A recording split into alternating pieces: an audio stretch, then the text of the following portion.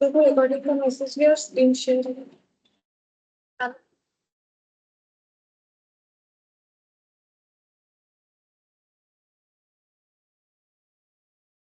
अच्छा देखो हम लोग आज जो है लेबर स्टार्ट करेंगे, लेबर कॉस्टिंग।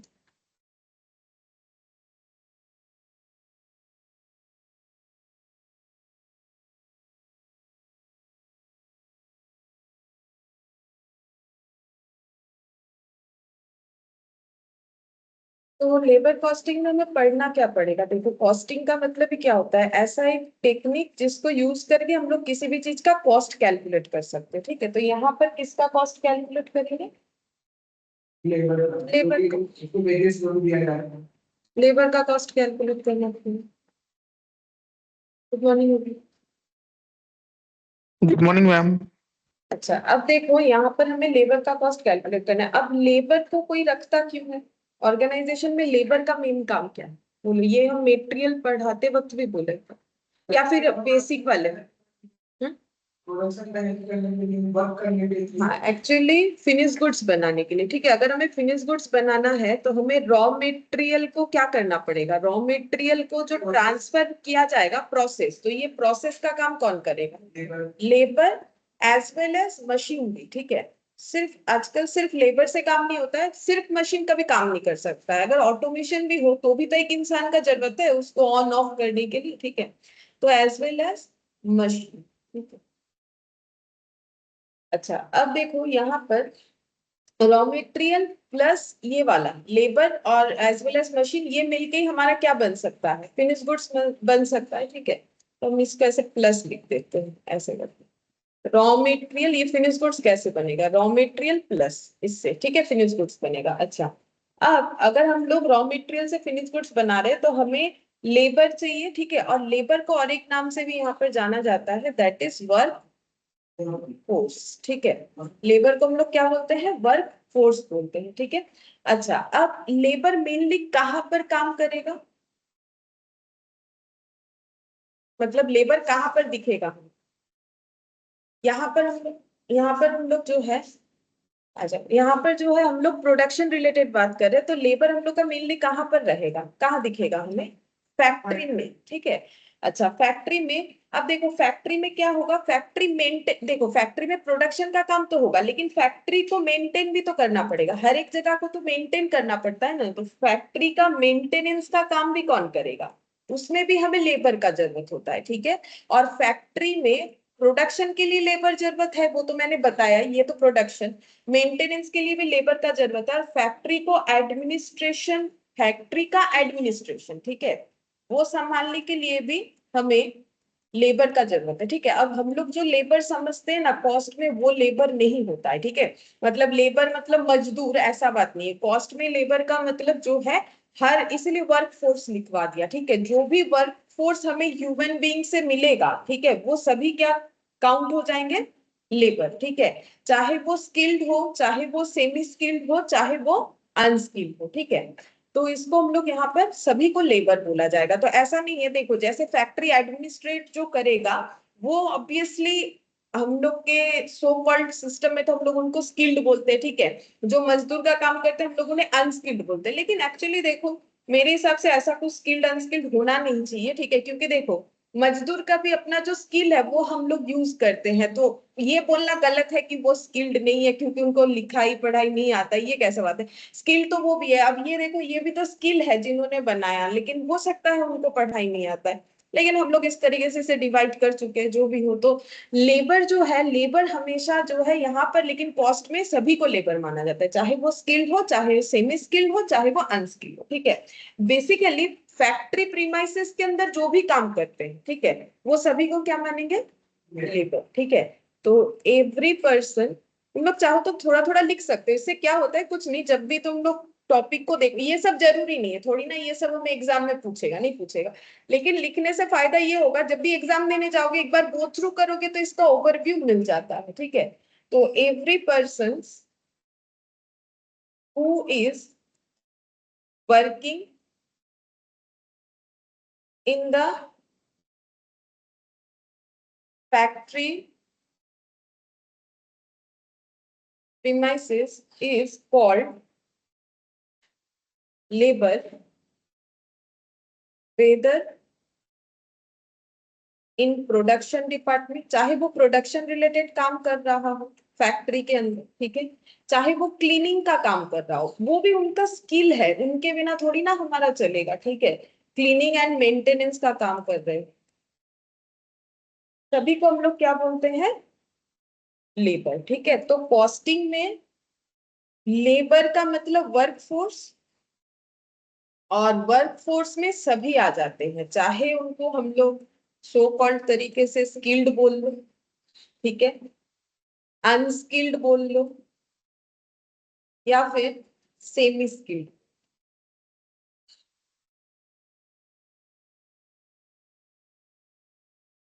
स्किल्ड हो, सेमी स्किल्ड हो, अनस्किल्ड हो, सभी को हम लोग यहाँ पर लेबर काउंट करेंगे, ठीक है।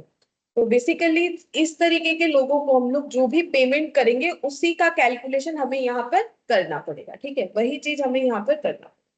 अच्छा, अब देखो लेबर को हम लोग कैसे पेमेंट कर सकते हैं। लेबर का पेमेंट, ठीक है, ये दो तरीके से हो सकता है। एक हो सकता है कैश में, एक अदर देन कैश, यानी इसको हम लोग इन काइंड भी बोल सकते हैं, दो तरीके से हो सकता है, ठीक है। जैसे तुम लोग टैक्स में भी पढ़ते हो ना, इन काइंड में भी होता है, ठीक है। जैसे मान लो रहने के लिए घर दे दिया, ठीक है, रेंट कौन दे रहा है, कंपनी दे रहा है, तो वो क्या हो गया, इन काइंड में हेल्प हो गया। एक कार जो है वो मतलब कार में जो है वो इम्प्लॉय जो है आएंगे जाएंगे, ठीक है, तो उसका भी पूरा खर्चा जो है कौन निकाल रहा है, कंपनी निकाल, तो उसका भी पूरा जो है कंपनी निकाल रहा है, ठीक है। तो वो हम लोग का क्या हो जाएगा, इन काइंड हो जाएगा, ठीक है।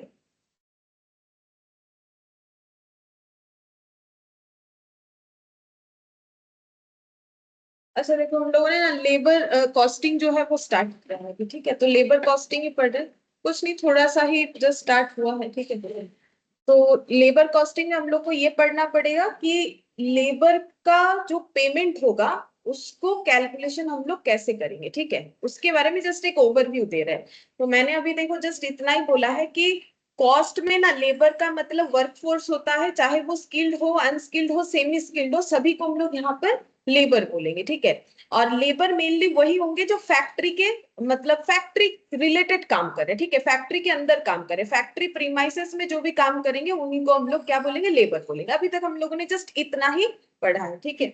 और लेबर का जो पेमेंट है वो हम लोग दो तरीके से कर सकते हैं, कैश में भी लेबर को कुछ दे सकते हैं, जो कि देते ही हैं, कैश तो देना ही पड़ेगा, ठीक है, जिसको हम लोग वेजेस या सैलरी बोलते हैं। इसके अलावा हम लोग काइंड में भी दे सकते हैं, जैसे कि मान लो कि एक घर दे दिया, ठीक है, रहने के लिए, जिसका खर्चा कंपनी बेयर कर रहा है, तो उसको वो पेमेंट नहीं करना पड़ रहा है, तो उसको पेमेंट हम लोग कैसे करें, इन काइंड में कर रहे हैं। एक गाड़ी दे दिया ऑफिस से आने जाने के लिए, जिसका खर्चा कौन पे कर रहा है, कंपनी पे कर रहा है, तो लेबर का payment in kind in cash दोनों तरीके से हो सकता है, ठीक है। अब लेबर को हम लोग जो भी यहाँ पर देंगे वो सबका टर्म क्या होगा, जैसे कि मान लो वेजेस, ठीक है। अब वेजेस को रिलेट कर सकते हो तुम लोग की अनस्किल्ड वालों को हम लोग जो देंगे उसी को वेजेस बोलेंगे, वैसे तुम लोग इस तरीके से बाइफर्केशन कर सकते हैं, ठीक है। सैलरी भी देंगे, ठीक है, लेबर को यहाँ सैलरी भी दिया जाएगा अकाउंट्स में, लेकिन लेबर को हमेशा क्या बोलते हैं, वेजेस ही देते हैं, ठीक है, उनको थोड़ी ना सैलरी बोलते हैं, लेकिन यहाँ पर ऐसा नहीं है, ठीक है। और क्या दे सकते हैं, बोनस, और क्या दे सकते हैं, इंसेंटिव्स। अलग अलग नाम होता है, पेमेंट का अलग अलग नाम दे दिया गया है, ठीक है। ओवर टाइम ये भी होता है, और डीए, डियरनेस अलाउंस, ये तुम लोग टैक्स में पढ़ते हो ना, डीए वगैरह, ठीक है। तो और भी काफी चीज हम लोग देखेंगे, तो इस तरीके का जो नाम है वो लेबर की पेमेंट के लिए हम लोग यूज करते हैं, ठीक है।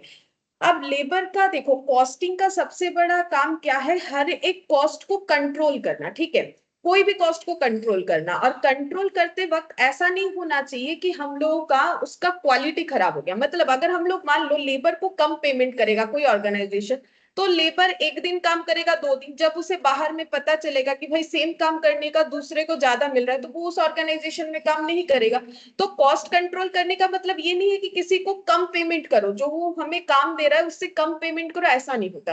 कॉस्ट कंट्रोल का मतलब है सही पर्सन को सही जगह पे काम पे लगाना। जैसे किसी को मान लो, कोई मान लो सेमी स्किल्ड है, ठीक है। अब उसको स्किल्ड वाला काम दे दोगे तो उससे उतना हमें आउटपुट मिलेगा जितना मिलना चाहिए नहीं। जो स्किल्ड है उसको अगर तुम लोग अनस्किल्ड वाला काम पे लगा दोगे, मतलब सही लोगों को सही काम पे अपॉइंट करना होता है। जैसे किसी के पास मार्केटिंग स्किल अच्छा है तो उसे वही करना चाहिए, किसी का अकाउंट्स का स्किल अच्छा है तो उसी को। अब जैसे तुम लोग साइंस कॉमर्स आर्ट्स जो चूज करते हो तो अपने अपने स्किल्ड के बेसिस पे ही ना चूज करते हो। बाई चांस अगर हम लोगों से ऐसा कुछ प्रॉब्लम हो जाता है तो फिर आगे जाके प्रॉब्लम होता है ना। तो देखो हम लोग जो अपना फील्ड चूज करते हैं तो अपने हिसाब से करते हैं। अब देखो सीए सीएस सीएमए में भी तो अलग अलग पैटर्न होता है ना। तो जिनको लॉ वगैरह ज्यादा पसंद है वो सीएस कर सकते हैं, ठीक है। उसमें कैलकुलेशन जो है थोड़ा कम, जिनको कैलकुलेशन में डर लगता है, ठीक है, वो क्या बोलते हैं, जिन्हें मैथ्स वगैरह कैलकुलेशन नहीं अच्छा लगता या फिर नहीं कर पाते तो बोलते नहीं मुझे ये दोनों चीज, मतलब बेसिकली सीए और सीएमए का बात होता है, वो बोलते हैं कि हमें नहीं करना है। तो हम लोग अपने स्किल्ड के हिसाब से चूज करते हैं ना। सेम तरीके से ऑर्गेनाइजेशन में भी हमें स्किल्ड के हिसाब से लोगों को अपॉइंट करना चाहिए, तो ही हमारा कॉस्ट कंट्रोल रहेगा, क्योंकि सही लोगों को सही काम पे लगाएंगे तो सही तरीके का आउटपुट मिलेगा। Good afternoon Priya. Good afternoon ma'am. अच्छा, अब देखो तो यहाँ पर हम लोग कैसे कॉस्ट को कंट्रोल करें, ये हम लोगों ने क्या सीखा कि लेबर कॉस्ट को, हर एक कॉस्ट को कंट्रोल करना होता है, ठीक है। तो लेबर कॉस्ट को हमें क्या करना है, कंट्रोल भी करना है एज वेल एज एडमिनिस्टर भी करना है, ठीक है। ये कैसे पॉसिबल है, सबसे पहला कि जो जिसको जो आता है उसको उसी काम पे हमें रखना चाहिए, ठीक है। अब स्किल्ड में भी अलग अलग होता है ना, किसी को हम लोगों ने इंटरव्यू लेके देखा इसका मार्केटिंग स्किल अच्छा है तो उसे उसी काम में रखना चाहिए, ठीक है। तो यहाँ पर लिखेंगे अपॉइंट, ये सब जो है मतलब लिख सकते हो, ठीक है, मतलब लिख लोगे तो मेरे हिसाब से अच्छा है। बाकी इसमें से ऐसा कुछ पूछेगा नहीं, ठीक है, ये समझने के लिए, ठीक है। तो अपॉइंट परफेक्ट, ये कंसेप्ट के लिए अगर लिख लोगे तो अच्छा है। appoint perfect person according to their skill, ठीक है। अपने अपने स्किल के हिसाब से हमें लोगों को काम पे रखना चाहिए, ठीक है। और उसके बाद और एक चीज भी चेक करना चाहिए, स्किल तो है लेकिन कितना एफिशिएंट है, ठीक है। किसी किसी के पास बहुत स्किल होता है लेकिन एफिशिएंसी भी तो मायने रखता है ना, ठीक है। मान लो एक 3 आवर्स में जो तुम लोग एग्जाम देते हो तुम लोग को सारा क्वेश्चन पता है, लेकिन अगर तुम लोग के पास स्पीड या एफिशिएंसी नहीं होगा तो जो क्वेश्चन आता है वो भी नहीं लिख के आ पाओगे, ठीक है। तो एफिशिएंसी भी तो जरूरी है, सब पता है सिर्फ इतने से तो नहीं होगा, एफिशिएंसी भी हमारा बहुत जरूरी है। तो स्टेप 2 में लिखो, अच्छा पीछे लिखते हैं, स्टेप 2 यहाँ नहीं लिखेगा। स्टेप 2 में लिखो take efficiency of labour and pay according to that. Efficiency देख के उसके हिसाब से पे करना चाहिए। अच्छा, ये हम लोग कैसे समझेंगे कि एफिशिएंसी चेक करके उसके हिसाब से पे करने का मतलब, देखो इसको हम लोग एक एग्जांपल से समझते हैं, ठीक है। मान लो एक वर्कर है मिस्टर एक्स, ठीक है। तो उनको हम लोग सैलरी दे रहे हैं फॉर एग्जाम्पल 10,000 पर मंथ, ठीक है। और उनसे हमें जो आउटपुट मिल रहा है, मतलब वो काम कर रहे हैं तो उनसे हमें कुछ बेनिफिट मिल रहा है तो उसको हम आउटपुट में कंपेयर कर रहे हैं। मान लो उनसे हमें आउटपुट मिल रहा है 8,000 यूनिट पर मंथ के हिसाब से, ठीक है। मतलब हम ये कहना चाह रहे हैं कि मान लो कि पर यूनिट के हिसाब से अगर हम लोग उनको सैलरी दे रहे हैं फॉर एग्जाम्पल, ठीक है। ये जस्ट एक एग्जाम्पल है कि हम लोगों से उनको 8,000 रुपए का आउटपुट मिल रहा है, ठीक है। मतलब हमारे पास जो आउटपुट आ रहा है वो हमें 8,000 का बेनिफिट दे रहा है, जबकि हम लोग उनको पेमेंट 10,000 का कर रहे हैं। मतलब हमें आउटपुट क्या मिल रहा है, अगर 8,000 रुपए का हो रहा है तो आउटपुट कम मिल रहा है कि ज्यादा मिल रहा है, कम मिल रहा है, ठीक है। तो इसका मतलब हमें उनका सैलरी क्या किया है, हम ये 100% एफिशिएंट, इसका मतलब नहीं, ठीक है। ये 100% एफिशिएंट नहीं है। अगर हम लोग ये मानते हैं कि पर आउटपुट के हिसाब से इनको सैलरी देना चाहिए तो उस हिसाब से अगर हम लोग देखें तो ये अपने हिसाब से एफिशिएंट नहीं है। तो क्या हमारा कॉस्ट ज्यादा जा रहा है, जा रहा है ना, क्योंकि हम लोग एक्स को जो पेमेंट कर रहे हैं वो उसके लिए केपेबल नहीं है, हमें उनको 8,000 पेमेंट करना चाहिए, ठीक है। तो हम लोग इसका क्या देखें, एफिशिएंसी देख के ही हमें इनका फिर पे स्केल जो है डिसाइड करना चाहिए, ठीक है। तो इससे हमारा कॉस्ट क्या हो जाएगा, फालतू में बढ़ जाएगा, ठीक है। अब दूसरे जगह पे मान लो एक लेबर है मिस्टर वाई, ठीक है। इनको हम लोग मान लो वही सेम ही अमाउंट ले रहे हैं, सैलरी पे कर रहे हैं 10,000 पर मंथ, ठीक है। और इनसे हमें जो आउटपुट मिल रहा है, ठीक है, इनसे हमें जो आउटपुट मिल रहा है वो मान लो 20,000 रुपीज के बराबर मिल रहा है, ठीक है, पर मंथ। मतलब हमें बेनिफिट 20,000 का मिल रहा है इनसे, ठीक है। तो ये सस्ते में काम कर रहे हैं, लेकिन कितना दिन करेंगे? अगर इतना ही फर्क है तो इनको अगर हम लोग देखो, ऐसा इंप्लॉय कोई चाहेगा कि चले जाए? ऐसा वर्कर या लेबर कोई चाहेगा अपने ऑर्गेनाइजेशन से चले जाए? कभी नहीं चाहेगा, ठीक है। तो इनको रखने के लिए क्या करें? क्योंकि आज नहीं तो कल इन्हें पता चल जाएगा कि देखो मुझे तो कम मिल रहा है, हम तो इतना ज्यादा मेहनत कर रहे हैं, आज नहीं तो कल पता चलेगा। तो फिर ऑर्गेनाइजेशन को क्या करना चाहिए? इनको मोटिवेट रखना चाहिए। तो इनको मोटिवेट रखने के लिए क्या कर सकते हैं? बोनस, इंसेंटिव, इस तरीके का चीजों को दे सकते हैं। मतलब देखो, सैलरी को भी बढ़ा सकते हैं, वो भी एक ऑप्शन है। लेकिन जैसे मान लो अगर अलग अलग आइडिया होता है, जैसे मान लो ऑर्गेनाइजेशन ने उन्हें बुलाया, बोला आप तो बहुत अच्छे काम कर रहे हो, तो आपको हम लोग इंसेंटिव दे देंगे, ठीक है। इंसेंटिव देते हैं 5,000, ठीक है। इंसेंटिव वैसे पर मंथ के हिसाब से होता नहीं है, वो मंथ में कभी कभी इंसेंटिव मिल गया, अच्छा काम करने से, अच्छा परफॉर्मेंस करने से जो है इंसेंटिव मिलता है, ठीक है। Good afternoon Rishu. तो यहाँ पर मान लो इनको 5,000 का इंसेंटिव इस मंथ में दिया गया, तो देखो ऑर्गेनाइजेशन का टोटल पेमेंट कितना हुआ मुझे बताओ? 15,000, ठीक है। 10,000 प्लस 5,000 ऑर्गेनाइजेशन के पॉकेट से, तो 15,000 इस मंथ के लिए गया। अगर वो इंसेंटिव पर मंथ तो होता नहीं है, नॉर्मली होता है, वो तो वर्क के ऊपर डिपेंड करता है कि अगर अच्छा काम करते हैं तो पर मंथ भी मिल सकता है। इंसेंटिव जो है परफॉर्मेंस के ऊपर मिलता है। अब मान लो इनको बोल दिया कि आपको पर मंथ ही दे देंगे, तो 15,000 पर मंथ इनको मिलने लगा। फिर भी देखो ऑर्गेनाइजेशन का बेनिफिट है, क्योंकि अगर हम इसको यूनिट बेसिस पे देखेंगे, यहाँ पर 15,000 दे रहे, बदले में कितने का काम मिल रहा है?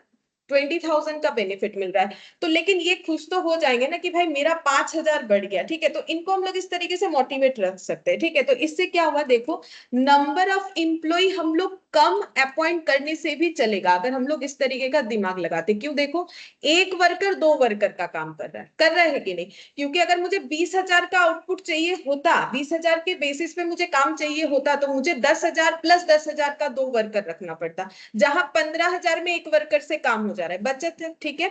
तो कॉस्ट को हम लोगों ने रिड्यूस, लेकिन क्वालिटी भी खराब नहीं करेंगे। अगर ये हैप्पी हो जाते इस बात से, तो पता है कि अच्छा ही काम करेंगे। अगर नहीं होते तो बात अलग है, फिर आगे नेगोशिएशन में जाना पड़ेगा और भी ज्यादा देना पड़ेगा, ठीक है। तो नंबर ऑफ एम्प्लॉय हम लोग कम रखेंगे तो भी हमारा चलेगा, अगर हम लोग ऐसा कुछ कर पाते, ठीक है। तो इससे हम लोग का ओवरऑल एम्प्लॉय कॉस्ट या फिर लेबर कॉस्ट जो हम लोग पढ़ रहे हैं, वो हम लोग का क्या होगा? रिड्यूस हो जाएगा, ठीक है। और हम लोग का जो है काम जो है हमें ज्यादा मिलेगा, ठीक है। इस तरीके से हो सकता है। तो कैसे हम लोग कंट्रोल कर सकते हैं? किसी को उसके हक का पैसा कभी कम दे के हम लोग उससे ज्यादा दिन काम नहीं करवा सकते। देखो, देना तो पड़ेगा, लेकिन थोड़ा सा दिमाग लगाना पड़ेगा कि भाई मार्केट में ऐसे लेबर को अगर ज्यादा मिल जाए, तो मान लो मार्केट में शायद 15,000 ही मिलेगा, तभी ना वो काम करेगा। अगर 20 मिलेगा तो क्यों करेगा? तो मार्केट सर्वे करके उस हिसाब से ही हमें देना पड़ेगा, ठीक है। और वैसे भी कोई ऑर्गेनाइजेशन बार बार जो है वर्कर बदलना नहीं चाहता है। क्यों नहीं चाहता पता है? क्योंकि सबका अपना एक रूल्स होता है ऑर्गेनाइजेशन को। जब भी कोई नया वर्कर आएगा, उसको ट्रेनिंग दो, फिर से सिखाओ, उसमें जो खर्चा लग जाता है ना, वो तो उनका लॉस है, ठीक है। वो तो वर्कर से नहीं ले सकते हैं, उनका एक टाइम पीरियड होता है, जो भी काम होता है 10 दिन 15 दिन सिखाने का, उनको फ्री में खाना देना, सारा चीज करना पड़ता है। तो उसमें क्या होता है, उनका एक लॉस है। तो कोई नहीं चाहता कि बार बार इंप्लॉय टर्नओवर हो, ठीक है। हमेशा हर ऑर्गेनाइजेशन चाहता है कि मेरा एम्प्लॉय मेरे पास ही रहे, क्योंकि वो रहते रहते उसको सीक्रेट भी पता चलता है, ठीक है। वो कभी नहीं चाहता है कि वो चला जाए। तो हमें क्या करना चाहिए? हमें हमेशा वर्कर को खुश रखना पड़ेगा। अगर वर्कर वाला काम है हम लोग का, तो उनको हमेशा जो है हैप्पी रखना पड़ेगा। और हाँ, उनको वो हैप्पी भी रखना है, प्रोडक्ट का क्वालिटी भी हमें सही रखना है। तो कॉस्ट को कंट्रोल करने का मतलब है ऐसा नहीं कि कम पैसा दो या फिर क्वालिटी खराब कर दो, हमें सारी चीजों को मैनेज करके चलना, ठीक है। तभी जाके हम लोग अपने प्रोडक्ट को बेच पाएंगे। अगर एक्सेसिवली हमारा कॉस्ट किसी में इनकर्ड हो जाएगा, तो प्रोडक्ट का कॉस्ट बढ़ेगा, तो बेच नहीं पाएंगे, ठीक है। और बहुत ज्यादा कम हुआ लेकिन क्वालिटी खराब है, तब भी लोग नहीं लेंगे। तो सारी चीजों का ध्यान रखना है। अच्छा, अब देखो यहाँ पर लेबर कॉस्ट में हम लोग पढ़ेंगे क्या इस चैप्टर में? लेबर कॉस्ट 2 तरीके का होता है, ठीक है। हर एक कॉस्ट हम लोग का 2 तरीके का होता है, तो लेबर कॉस्ट भी 2 तरीके का होगा, डायरेक्ट और इनडायरेक्ट, ठीक है। हर कॉस्ट 2 तरीके का होता है, डायरेक्ट और इनडायरेक्ट कॉस्ट। चाहे मेटेरियल ले लो, चाहे लेबर ले लो, ठीक है। अब डायरेक्ट कॉस्ट का मतलब क्या होता है? डायरेक्ट कॉस्ट का मतलब होता है any cost that can be identified in 1 unit of finished goods या फिनिश्ड प्रोडक्ट, जो भी लिखना चाहो। और इनडायरेक्ट कॉस्ट का मतलब any cost that can't be identified easily in 1 unit of finished, ठीक है। तो एक कॉस्ट ऐसा है जो हम लोग 1 यूनिट फिनिश गुड्स में आइडेंटिफाई कर पाएंगे, लेकिन एक कॉस्ट ऐसा होता है जो हम लोग 1 यूनिट फिनिश गुड्स में आइडेंटिफाई नहीं कर पाते हैं। अब 1 यूनिट फिनिश गुड्स में आइडेंटिफाई करने का मतलब देखो, मैंने तुम लोग को बहुत बार ही बताया। जैसे मान लो हम लोग एक कारपेंटर, हमारा मान लो फर्नीचर मैन्युफैक्चरिंग कंपनी है, ठीक है। अब कारपेंटर से हम लोग क्या बनवा रहे हैं, मान लो ये बेंच बनवा रहे हैं, ठीक है, स्टूडेंट्स को बैठाने के लिए। अब उन्होंने बोल दिया एक बेंच का हम लोग 2000 रुपए लेते हैं, ठीक है। तो जितना बेंच बनवाएंगे उतना करके वर्कर को मुझे देना पड़ेगा, ठीक है। कारपेंटर पर बेंच का मुझे पता चल गया, एक बेंच बना के देने का वो 2000 रुपए लेंगे, ठीक है, ये हमें पता चल गया। लेकिन ये जो बेंच बन रहा था, ठीक है, तो यहाँ पर जहां फैक्ट्री में काम हो रहा, तो वहां इलेक्ट्रिसिटी का भी यूज हो रहा होगा। वहां मान लो कोई, जहां हम लोग ऑर्डर दिए थे उस ऑर्गेनाइजेशन में मान लो उन्होंने एक सुपरवाइजर को भी रखा था देखने के लिए कि कारपेंटर अच्छी तरीके से काम करते कि नहीं। तो हमें तो पता है बेंच बनने के बाद देख के ही बोल देंगे कि इसमें मेरा कारपेंटर का खर्चा कितना है, 2000।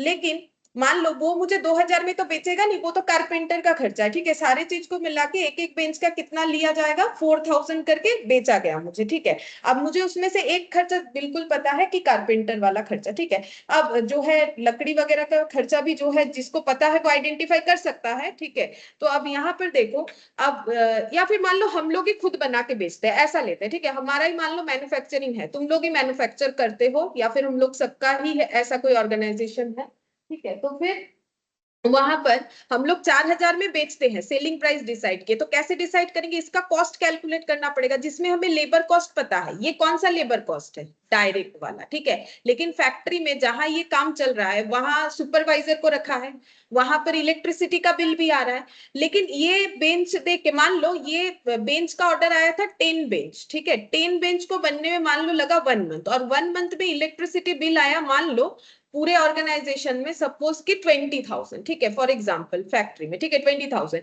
अब ये 20,000 का बिल एक एक बेंच पे कैसे हम लोग अप्लाई करें, ठीक है, वो तो इतना आसान नहीं है। तो ऐसा कॉस्ट जो हम लोग 1 यूनिट फिनिश गुड्स में इजीली आइडेंटिफाई नहीं कर सकते, करना पड़ेगा, जो कि हम लोग ओवरहेड चैप्टर में पढ़ेंगे, क्योंकि ये खर्चा भी मुझे इसी में ऐड करके निकालना है। तो ये 4000 में ना ये भी एडेड है, लेकिन ये इजीली आइडेंटिफाई नहीं कर सकते कि इसमें एक बेंच में कितना लगे।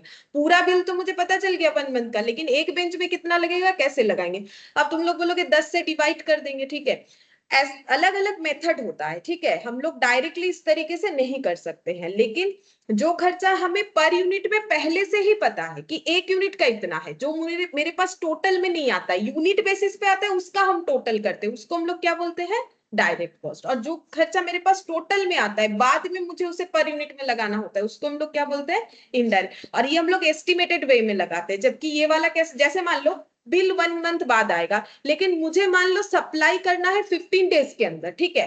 तो क्या हम उनको ऐसे बोलेंगे हम ना 1 मंथ बाद ही बेचेंगे, क्योंकि इलेक्ट्रिक बिल आएगा, फिर मुझे पता चलेगा, फिर हम उसको ऐड करेंगे, फिर बेचेंगे, ऐसे तो नहीं बोल सकते। मुझे अगर 15 डेज में सप्लाई करना है तो 15 डेज में ही करना है, तो फिर मुझे मेरा इलेक्ट्रिसिटी बिल को क्या करना पड़ेगा, एस्टिमेट, ठीक है। तो ओवरहेड कॉस्ट मतलब इनडायरेक्ट का मतलब ओवरहेड होता है कॉस्ट। ओवरहेड का सारा खर्चा हमें एस्टिमेटेड वे में करना पड़ता है, अगर पहले से ना पता चल पा रहा है, जैसे रेंट पता चल जाता है कि मुझे इतना देना है, तो वो एस्टिमेट करने का जरूरत नहीं होता है। लेकिन बाकी चीजों का हमें एस्टिमेट करने का जरूरत होता है, क्योंकि जब तक बाकी चीजों का खर्चा टाइम पीरियड नहीं होगा तब तक हमें पता नहीं चलेगा। तो हम लोग यहाँ पर क्या पढ़ेंगे इस लेबर कॉस्ट वाले चैप्टर में, ये बात, ये कहाँ पढ़ा जाता है, ओवरहेड। सारे इनडायरेक्ट खर्चे ओवरहेड में ही पढ़े जाएंगे, चाहे वो लेबर हो, मटेरियल हो, या कोई भी खर्चा हो। हम लोग यहाँ पर सिर्फ सिर्फ जो है डायरेक्ट वाला ही पढ़ने वाले, ठीक है। तो डायरेक्ट का मतलब जो हम लोग फिनिश गुड्स को देख के ही बोल सकते हैं कि इसमें मटेरियल का खर्चा कितना है या फिर इसमें लेबर का खर्चा कितना है, ठीक है। अच्छा, अब यहाँ पर नेक्स्ट हमें पढ़ना पड़ेगा आइडल टाइम। आइडल टाइम क्या होता है, ठीक है। आइडल टाइम का मतलब हो गया कि वर्कर तो आया है काम करने के लिए, ठीक है, वर्कर प्रेजेंट भी है लेकिन प्रोडक्शन का काम नहीं हुआ, ठीक है, इसको हम लोग क्या बोलते हैं, आइडल टाइम। तो लिखो when no production is done, that is when time is not spent in work, then it is called idle। ये मैंने एकदम सिंपल सा लैंग्वेज में लिखवाया है, तुम लोग इससे भी अच्छे लैंग्वेज में लिख सकते हो, मैंने ऐसे लिखवाया कि जब भी पढ़ो समझ में आए, ठीक है। तो अगर हम लोग का क्या हो रहा है, वर्कर प्रेजेंट है फैक्ट्री में लेकिन जो है प्रोडक्शन का काम नहीं हो रहा है, इसको हम लोग बोलते हैं आइडल टाइम। अब वर्कर प्रेजेंट है लेकिन काम नहीं हो रहा है, इसका दो रीजन हो सकता है, या तो वो नॉर्मल रीजन है या तो वो एबनॉर्मल रीजन है, ठीक है, दो रीजन हो सकता है। तो आइडल टाइम दो रीजन से हो सकता है। आइडल टाइम लिखो, नॉर्मल आइडल टाइम होता है और एबनॉर्मल। अब दोनों में डिफरेंस समझते हैं।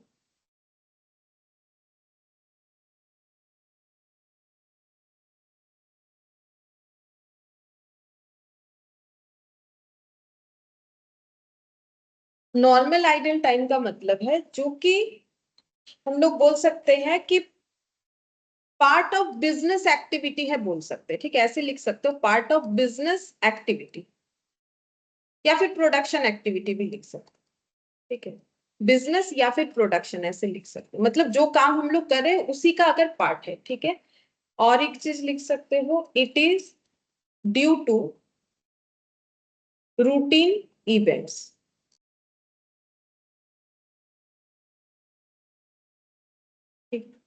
जैसे इस बात को एग्जांपल से समझते हैं, मान लो ये वर्कर काम करने के लिए आ रहा है, ठीक है, अब ये अपने घर से चला, ठीक है, अब इसको आना पड़ता है फैक्ट्री में 9 बजे, ठीक है, तो अब ये 9 बजे आ गया है, ठीक है, क्योंकि टाइम पे तो आना ही पड़ेगा, लेट करने से तो नहीं होता है, टाइम पे आ गया। अब मान लो वो फैक्ट्री के अंदर एंटर कर गया, ठीक है, एंटर कर गया, लेकिन जहां प्रोडक्शन का काम होता है ना वहां उसको चल के जाना पड़ता है, और लगभग फैक्ट्री का जहां पर प्रोडक्शन का फैक्ट्री का मशीन वगैरह लगा हुआ है, यहाँ पर मान लो ये रास्ता तय करने में उसे कितना मिनट लग जाता है, 5 मिनट, ठीक है।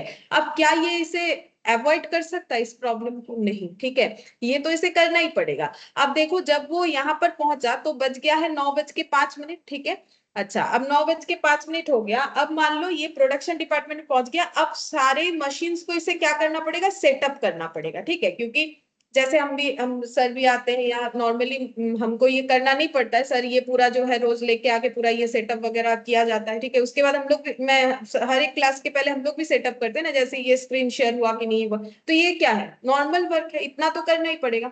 तो इनको भी अपना सेटअप करना पड़ता है, ठीक है, क्या सेटअप करना पड़ता है, टूल्स को बोल सकते हो, टूल्स मशीन्स ये सारी चीजों को इनको सेटअप करना पड़ता है, ठीक है। अब मान लो ये सारे काम सेटअप होने के बाद ये जब मशीन को स्टार्ट किए तब बज गया मान लो 9:15, ठीक है, तो इनको यहाँ कितना टाइम चला गया, फिर 10 मिनट्स चला गया, ठीक है।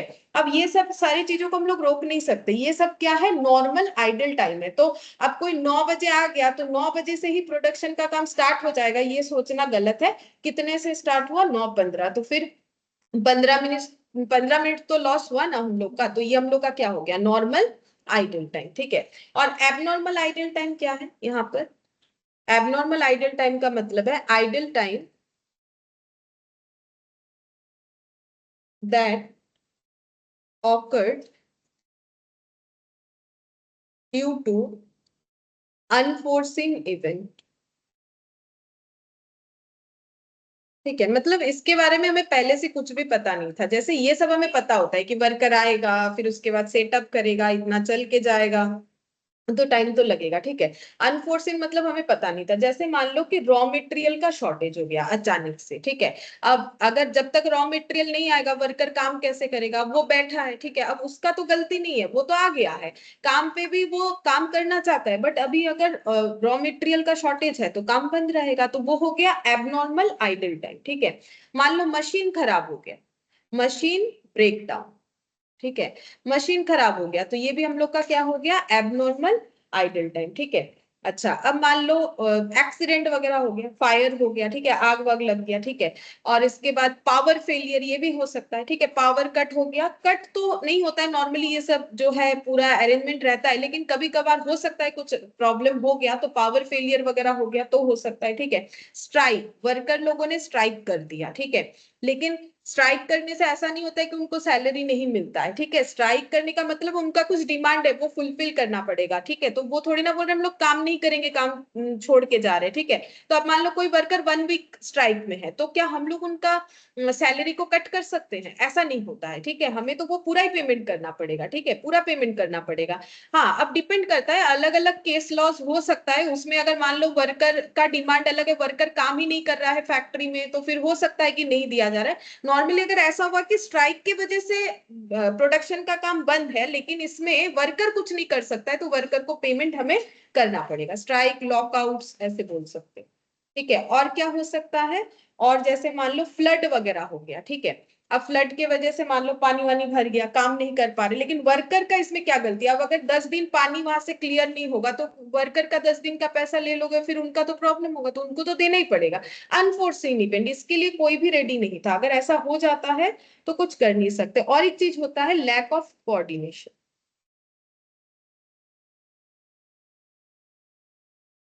ठीक है, जैसे होता है ना कि ऑर्गेनाइजेशन में अलग अलग लेवल पे लोग काम करते हैं, टॉप लेवल में एक अलग तरीके के लोग काम करते हैं, मिडिल में होता है, ठीक है, इस तरीके से पूरा चेन बना हुआ रहता है ना, लेकिन उसमें अगर कोऑर्डिनेशन नहीं हुआ तो फिर क्या होगा? फालतू में हो सकता है कि काम ही बंद है, ठीक है, कोऑर्डिनेशन नहीं है बोल के, तो रॉ मटेरियल का शॉर्टेज भी तो हो सकता है, नहीं तो क्यों होगा? रॉ मटेरियल का अवेलेबल रखना तो जो है जिनका रेस्पॉन्सिबिलिटी उनको वो देखना चाहिए, ठीक है, पावर क्यों फेलियर होगा? जिनको उस काम में रखा गया उनको वो देखना चाहिए। तो अगर लैक ऑफ कोऑर्डिनेशन होता है उस वजह से भी प्रोडक्शन का काम रुक सकता है, इसको हम लोग क्या बोलते हैं? एबनॉर्मल आइडल टाइम, ठीक है। अब ये जो एबनॉर्मल आइडल टाइम है, ये हम लोग, इसके लिए हमें वर्कर को पेमेंट करना पड़ेगा कि नहीं करना पड़ेगा? करना पड़ेगा, ठीक है, लेकिन हमारा प्रोडक्शन कुछ भी नहीं हो रहा है, लेकिन हम लोग वर्कर को पेमेंट किए जा रहे हैं, तो ये हमारे लिए लॉस है कि प्रॉफिट है? लॉस है, ठीक है। तो क्या हम लोग, ये भी लॉस है। अब देखो, वर्कर 9 बजे आया, काम 9:15 में शुरू किया, ठीक है, अब उसके बाद मान लो वो लंच करने भी गया, ठीक है, ये भी तो हो सकता है ना, वो लंच करने गया, अब उसमें मान लो उसको लग गया 30 मिनट्स, ठीक है, अब उसके बाद लंच करने गया मान लो 2 बजे, ठीक है, अब वो रिटर्न आया 30 मिनट्स बाद, मतलब 2:30 को फिर से काम स्टार्ट किया, तो ये सब तो नॉर्मल है, ठीक है। तो इसमें भी तो हमारा लॉस हो रहा है, काम 9 बजे शुरू हो रहा है, बीच बीच में देखो कितना कितना गैप, 5 मिनट इधर, 10 मिनट इधर, 30 मिनट्स, ठीक है। तो इसके लिए भी हम लोग को वर्कर को पेमेंट करना है कि नहीं करना है? करना है, इसमें भी वर्कर को पेमेंट करना है, इसमें भी वर्कर को पेमेंट करना है, दोनों में से किसी में वर्कर का पेमेंट हम लोग कट नहीं कर सकते हैं, ठीक है, पेमेंट दोनों में होगा, इसमें भी पेमेंट करो, इसमें भी पेमेंट करो वर्कर को, लेकिन पेमेंट को कहाँ दिखाना है? ठीक है, जैसे ये पेमेंट जो हम लोग कर रहे हैं ये हमारे लेबर कॉस्ट में इंक्लूड होगा, ठीक है, ये पेमेंट कहाँ इंक्लूड होगा? इंक्लूडेड इन लेबर कॉस्ट, मतलब अगर लेबर कॉस्ट में इंक्लूड होगा तो प्रोडक्ट कॉस्ट में भी इंक्लूड होगा, ठीक है। मतलब ये जो लॉस है ये हम लोग कस्टमर से रिकवर कर पाएंगे, प्रोडक्ट के कॉस्ट में ऐड करने का मतलब ही तो कस्टमर से रिकवर करेंगे, क्योंकि कॉस्ट में प्रॉफिट ऐड करके ही तो मार्केट में प्रोडक्ट को बेचेंगे, ठीक है। लेकिन ये पेमेंट हम लोग करेंगे, लेकिन क्या हम लोग ये प्रोडक्ट के कॉस्ट में ऐड कर सकते हैं? नहीं, क्यों? क्योंकि इसमें तो हमारा लॉस है, ठीक है। अब मान लो पावर फेलियर की वजह से 5 दिन काम नहीं हुआ, ठीक है, बड़ा फेलियर हो गया, ठीक है, 5 दिन काम बंद है, 5 दिन वर्कर को पेमेंट किया, कुछ भी प्रोडक्शन नहीं हुआ। अब ये लॉस को अगर हम लोग प्रोडक्शन में चार्ज करेंगे तो हम लोग का प्रोडक्ट का कॉस्ट क्या होगा? बढ़ेगा, ठीक है। तो ये पेमेंट को हमें कहाँ चार्ज करना चाहिए? ये हम लोग को पूरा लॉस मान के कॉस्टिंग पीएल में चार्ज करना पड़ेगा, ठीक है। ये लॉस है, ये लॉस है, ये लॉस नहीं है, ठीक है, ये कभी लॉस नहीं होता, ये नॉर्मल है। एक इंसान को थोड़ी बोल सकते खाना मत खाओ, चल के मत जाओ, अब उसको भी तो उतना टाइम तो चाहिए, नॉर्मल रेस्टिंग टाइम भी जो है नॉर्मल आइडल टाइम में आता है, ठीक है। जैसे मान लो काम करते करते थोड़ा बहुत थक गए हैं तो फिर थोड़ा तो रेस्ट चाहिए होता है, ठीक है। तो ये कॉस्टिंग पीएल में जाएगा और ये हम लोग का जो है लेबर के कॉस्ट में ऐड होगा, मतलब हम लोग इसको फिनिश गुड्स में लगा सकते हैं, ठीक है, फिनिश गुड्स के कॉस्ट में ये हम लोग ऐड कर सकते हैं, ठीक है। अच्छा, अब यहाँ पर आइडल, ये जो नॉर्मल आइडल टाइम है इसमें फिर क्या क्या आ गया, देखो मैंने ड्रॉ करके ही बता दिया और लिखवा नहीं रहे। एक तो हो गया फैक्ट्री गेट से वर्क प्लेस तक जाना, ठीक है। दूसरा हो गया सेटअप करना मशीन वगैरह, नॉर्मल काम है। लंच का टाइम, ठीक है। और एक रेस्ट का टाइम भी हो सकता है, ठीक है। रेस्ट करने पे भी जो है इनका नॉर्मल आइडल टाइम मान सकते हैं। और एक चीज हो सकता है, एक जॉब से दूसरे जॉब में जाने के लिए अगर वेट करना पड़े, मान लो एक प्रोडक्शन प्रोसेस ऐसा है कि पहला प्रोसेस होने के बाद और 2 प्रोसेस होने के बाद वो फिनिश गुड्स बनेगा, लेकिन पहला प्रोसेस होने के बाद उसको थोड़ा ड्राई होना जरूरी है, तो फिर उनको वेट करना पड़ेगा, ठीक है। वो प्रोडक्शन का जो मतलब जो भी इंग्रेडिएंट्स है वो थोड़ा ड्राई होगा तो ही नेक्स्ट प्रोसेस चालू होगा। तो अब इसमें तो वर्कर का कोई गलती नहीं है, अब वो वेट करेगा, मान लो आधा घंटा वेट करना है तो करेगा, वो तो प्रोसेस का पार्ट है। लेकिन उसमें ऑर्गेनाइजेशन का कोई लॉस नहीं है, क्योंकि वो सारे कॉस्ट को क्या कर सकता है, उस प्रोडक्ट में ऐड कर सकता है, इसीलिए उसको उसमें कोई भी लॉस नहीं होता है, ठीक है। लेकिन इस तरीके की चीजों में लॉस होगा, ठीक है। अच्छा, अब हम लोग को क्या कैलकुलेट करने सीखना पड़ेगा, इफेक्टिव वेज रेट, ठीक है। इस पे क्वेश्चन आता है, effective wage rate. Effective wage rate per hour and calculation of labour cost, calculation of labour cost. अच्छा, इफेक्टिव वेज रेट को कैसे कैलकुलेट करोगे, देखो मान लो एक वर्कर को आना पड़ता है नॉर्मली सुबह 9 बजे, ठीक है, और उसको छुट्टी मिलता है शाम को 5 बजे, ठीक है। तो कितना घंटा काम करता है, 9 घंटा हुआ शायद ना, देखो तो 9 घंटा, ठीक है। अच्छा, अब बोलो ये 9 घंटा पूरा प्रोडक्शन कर सकता है, नहीं। अभी तो हम लोगों ने देखा ना, देखो एबनॉर्मल आइडल टाइम हमेशा नहीं होगा, लेकिन नॉर्मल तो रोज होगा, इसको थोड़ी ना रोक सकते हो, ठीक है। तो यहाँ पर ये 9 आवर्स आ रहा है, तो इसमें प्रोडक्शन आवर हुआ, मान लो प्रोडक्शन आवर हुआ मान लो 7 आवर्स, ठीक है। और जो नॉर्मल आइडल टाइम है, नॉर्मल आइडल टाइम, हाँ, फिर नॉर्मल आइडल टाइम हम लोग मान लेते हैं 2 आवर्स, ये मैंने मान लिया था। ये अब ये 2 आवर्स कैसे हो सकता है, जैसे यहाँ से यहाँ गया 5 मिनट, फिर इधर जो है 10 मिनट लगा, फिर इधर जो है आधा घंटा लगा, ऐसे करके मैंने मान लिया कि नॉर्मली इनका 2 घंटा जो है बिना प्रोडक्शन किए ही चला जाता है, लेकिन वो लोग रहते हैं, ठीक है, फैक्ट्री में ही रहते हैं, लेकिन 2 घंटा जो है नॉर्मल वजह से लॉस हो जाता है, ठीक है। तो इफेक्टिव आवर्स क्या हुआ, इफेक्टिव का मतलब वो टाइम जिस टाइम पे हमें प्रोडक्शन मिला, तो इफेक्टिव आवर्स क्या हुआ फिर, 7, 2 या 9, बोलो कौन सा हुआ इफेक्टिव आवर्स, 7। तो इसको हम लोग कैसे लिखेंगे, एक्चुअल वर्किंग आवर्स, इसका फॉर्मूला जो है actual working hours. Actual working hours मतलब जब कोई काम करने आया तो उसको बोल दिया गया था आपको इतने बजे आना है, इतने बजे छुट्टी मिलेगा, मतलब कितना टाइम काम करवा रहे हैं, यहाँ पर एग्जाम्पल के अकॉर्डिंग 9 आवर्स, ठीक है।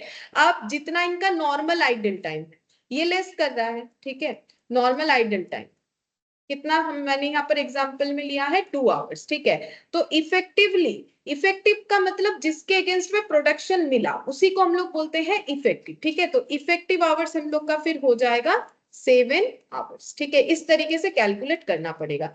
तो हम लोगों ने इफेक्टिव आवर्स निकाल लिया, बट यहाँ हमें सीखना है इफेक्टिव वेज रेट, तो वो कैसे निकालेंगे, effective wage rate per hour निकलेगा, ठीक है। वो कैसे निकालेंगे, तो यहाँ पर टोटल पेमेंट जो वर्कर को हम लोगों ने पेमेंट किया, ठीक है। अब पेमेंट क्वेश्चन में दे देगा, मंथली भी दे सकता है, ईयरली भी दे सकता है, जैसा देगा हम लोग वैसा कैलकुलेट करेंगे इन रुपीज, ठीक है। ये रुपीज में होगा, टोटल पेमेंट डिवाइडेड बाय क्या करेंगे, इफेक्टिव आवर्स, ठीक है। तो हमें पता चलेगा कि इफेक्टिव वेज रेट कितना है। जैसे मान लो वर्कर को हम लोगों ने पेमेंट किया पूरे मंथ में 10,000 रुपीज, ठीक है, और उन्होंने काम किया है मान लो पूरे मंथ में 100 आवर्स, ठीक है। तो पर आवर कितने करके हम लोगों ने पेमेंट किया, ₹100 पर आवर करके, ठीक है। ये जस्ट बताया कि कैसे करके हमारा कैलकुलेशन होगा, ठीक है। तो हम लोग का 100 पर आवर करके इसका वेज रेट निकल जाएगा। बाकी हमें क्वेश्चन में जब देगा हम लोग उस हिसाब से करेंगे, ठीक है। नॉर्मल एंड स्टैंडर्ड में कभी कभार फर्क होता है, नॉर्मली तो सेम होता है, ठीक है, लेकिन कभी अगर क्वेश्चन में दोनों चीज दे देगा तब लेकिन सेम नहीं होता, ठीक है। नॉर्मल और स्टैंडर्ड सेम नहीं होता है। देखो स्टैंडर्ड का मतलब होता है कि हम लोग सोच रहे हैं कि 5 घंटा पढ़ लेंगे, ठीक है, ये हम लोगों ने स्टैंडर्ड फिक्स किया। लेकिन हमें पता है कि हम लोग नॉर्मली 4 ही घंटा पढ़ सकते हैं, तो वो हम लोग का क्या हो गया, नॉर्मल टाइम, ठीक है। नॉर्मल हमारा क्या कैपेसिटी है, स्टैंडर्ड हम लोग फिक्स कर सकते हैं अपने स्टैंडर्ड को बढ़ाने के लिए, ठीक है। तो स्टैंडर्ड जो है हमेशा देखो ऊपर का ही फिक्स करना होता है नॉर्मली। एफिशिएंट अगर अगर हमें होना है तो हमें हमेशा स्टैंडर्ड तो ऊपर का ही फिक्स। तो स्टैंडर्ड मतलब जो हम लोग एक सोच रहे हैं, अपना एक लिमिटेशन बना रहे कि हाँ इतना तक कर लेंगे। और नॉर्मल मतलब जो हम लोग का नॉर्मल कैपेसिटी है उसके हिसाब से होता है नॉर्मल, ठीक है। नॉर्मल इक्वेशन में अगर 2 चीज रहा फिर उसका अलग ट्रीटमेंट करना पड़ता है।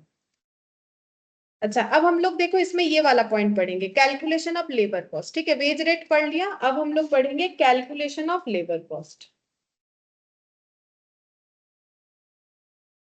तो any type of payment that is paid to a person for working in factory। Factory में काम करने वालों को जो भी हम लोग पेमेंट करते हैं, ठीक है, वही हम लोग का क्या होता है, लेबर कॉस्ट होता है, ठीक है। अब लेबर कॉस्ट को कैसे कैलकुलेट किया जाएगा, तो देखो यहाँ पर क्या क्या मतलब आइटम आ सकता है। जैसे कि बेसिक सैलरी, सबसे पहले क्या आ जाएगा, बेसिक सैलरी या वेजेस। जब भी किसी को काम पे रखेंगे तो उसको बेसिक सैलरी या वेजेस बताना पड़ेगा कि इतना है, ठीक है। फिर और क्या दे सकते हैं, डियरनेस अलाउंस, जो कि डीए होता है, ठीक है, डियरनेस अलाउंस ये देना पड़ेगा। अब देना पड़ेगा ऐसा जरूरी, नॉर्मली डीए दिया जाता है। डीए एक्चुअली जो है इन्फ्लेशन, जो मार्केट में चीजों का दाम बढ़ रहा है ना, उसके साथ कंपेंसेट करने के लिए डीए दिया जाता है, ठीक है।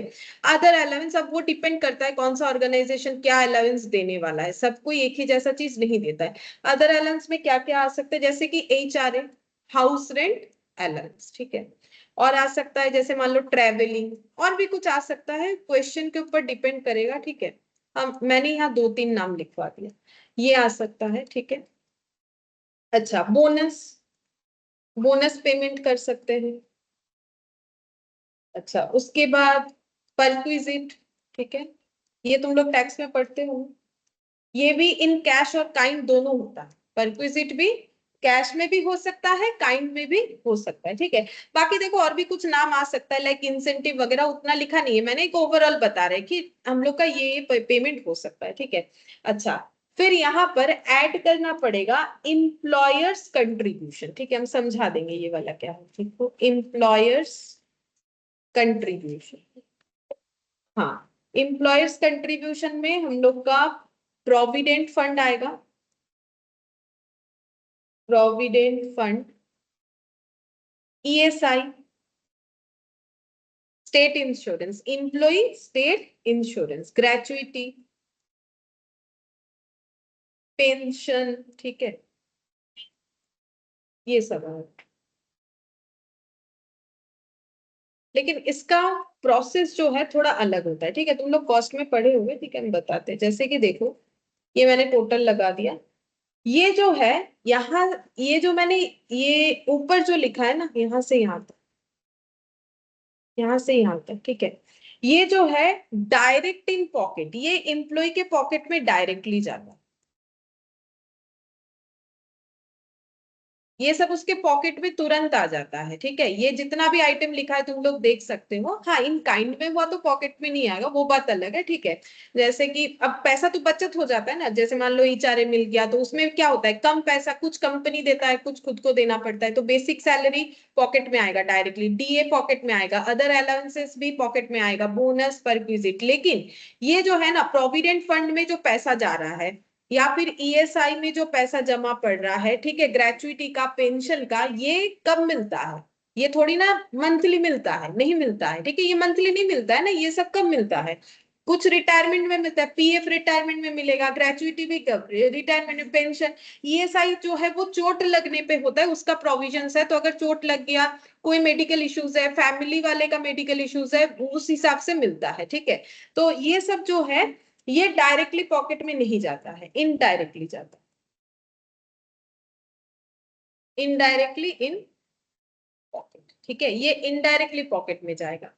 अच्छा, अब देखो हम लोग को अगर लेबर कॉस्ट कैलकुलेट करने बोला जाता है तो उसमें हमारा दो डिपार्टमेंट जो है यूज होता है, ठीक है। जैसे मान लो हमें लेबर कॉस्ट कैलकुलेट करना है, ठीक है, तो हमें एक डिपार्टमेंट को ढूंढना पड़ेगा, that is time keeping department, ठीक है। टाइम कीपिंग डिपार्टमेंट का काम क्या है बोल सकते हो? वर्कर कब आया कब गया, जैसे कि आधा घंटा उनको लंच का टाइम दिया जाता है, अब कोई अगर आधा घंटा से ज्यादा कर रहा है, आगे चला गया या फिर देरी से आया, ठीक है, ये सारी चीजों का मतलब बेसिकली अटेंडेंस, ठीक है। अटेंडेंस के बारे में जो है टाइम कीपिंग डिपार्टमेंट सारा डेटा रखता है, तो अटेंडेंस एंड टाइम डिटेल्स बोल सकते हैं, ठीक है। और एक पर्सोनल डिपार्टमेंट होता है। पर्सोनल डिपार्टमेंट जो है या फिर जिसको एचआर डिपार्टमेंट बोलते हैं, ठीक है, इनका काम क्या होता है पता है? इनका काम होता है लोगों को रिक्रूट करना, ठीक है, कि ये इंटरव्यू लेते हैं, बेसिकली ये क्या करते हैं, इंटरव्यू लेते हैं और फिर आइडेंटिफाई करते हैं कि इस पर्सन को हमें किस काम में लगाना चाहिए ताकि हम लोग सही लोगों को सही काम पे लगा सके, ठीक है। तो इनके पास बेसिकली सभी लेबर या इंप्लॉइज का क्या रहता है, डिटेल्स, ठीक है।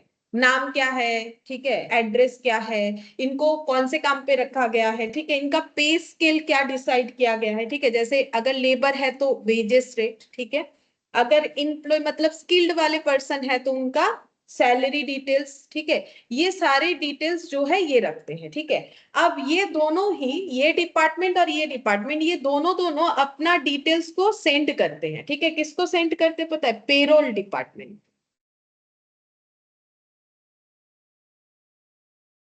पेरोल डिपार्टमेंट को सेंड करते हैं, ठीक है। और ये पेरोल डिपार्टमेंट क्या बनाता है पता है? पेज शीट या सैलरी सीट, ठीक है, मतलब कितना पेमेंट दे रहे हैं, ठीक है।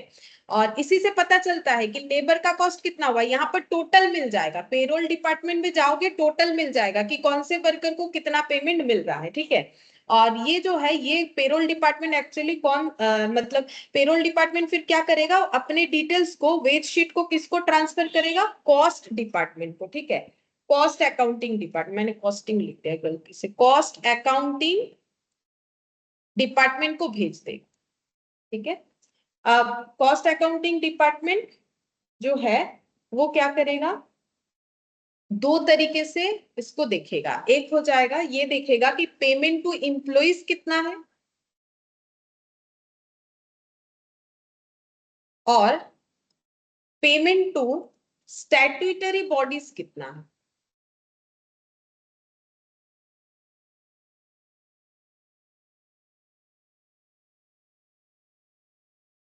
देखो ये सिस्टम में काम चलता है, लेबर का कॉस्ट हमें कैसे देखना पड़ेगा, टाइम कीपिंग डिपार्टमेंट से हम लोग लेबर का अटेंडेंस ले लेंगे, पर्सनल डिपार्टमेंट से हमें देख लेना है कौन सा वर्कर क्या काम करता है, उसको क्या पेमेंट मिलता है, पेरोल डिपार्टमेंट उसी ये दोनों डिटेल्स के बेसिस पे उसका वेज शीट बना लेगा, ठीक है, कि इतना इस वर्कर को पेमेंट जाएगा, फिर वो सारा डिटेल्स कॉस्ट अकाउंटिंग डिपार्टमेंट को भेजेगा।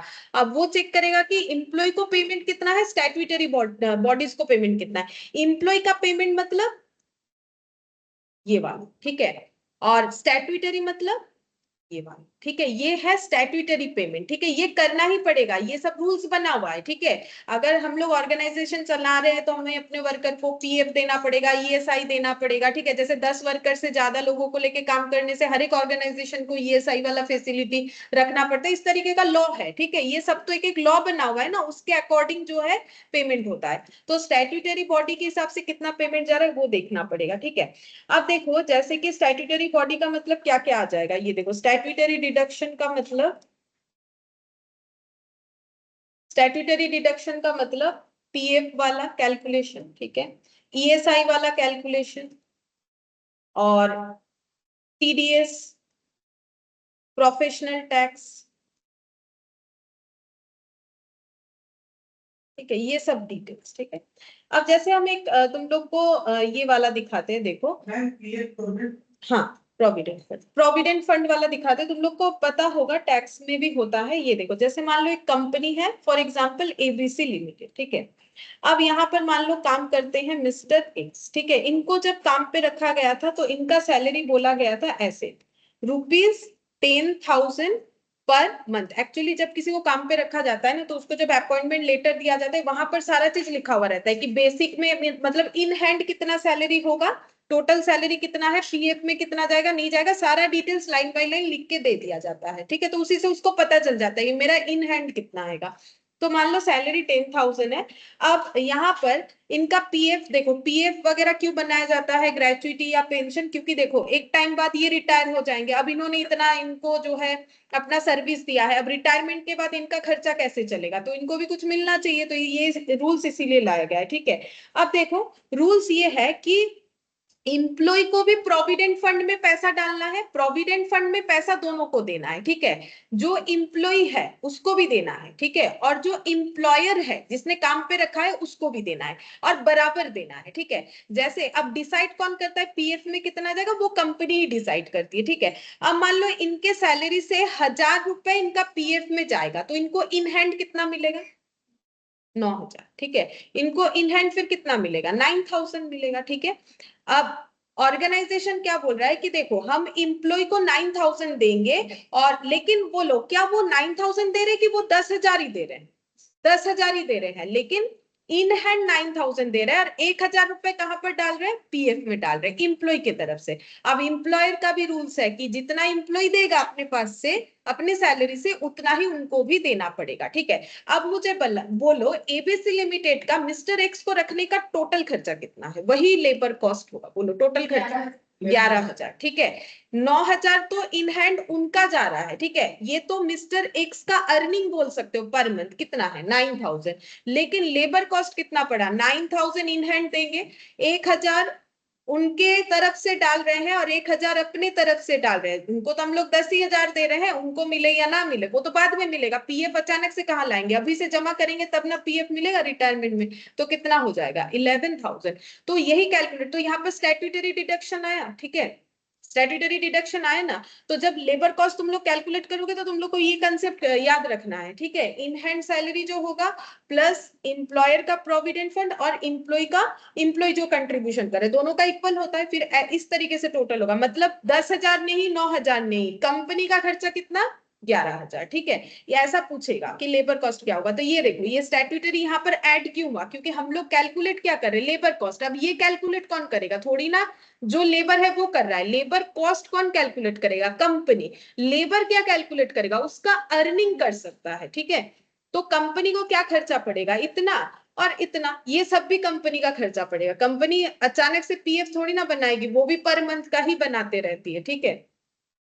अच्छा, अब देखो इतना कुछ हम लोगों ने सीख लिया, तो चलो अब एक क्वेश्चन कर सकते हैं। हुआ आज का लिए इंट्रोडक्शन हुआ हम लोग का लेबर का, हम लोग एक क्वेश्चन कर सकते हैं। जैसे यहाँ पर बोला है, X an employee of ABC company gets the following, जो है बेनिफिट्स बोला है। देखो बेसिक पे, डीएनएस अलाउंस सब पर मंथ दिया है, बोनस दिया है 20% ऑफ सैलरी एंड डीए, तो हमें वैसे ही कैलकुलेट करना पड़ेगा जैसे बोला है। अदर अलाउंस दे दिया है, ये भी मंथली।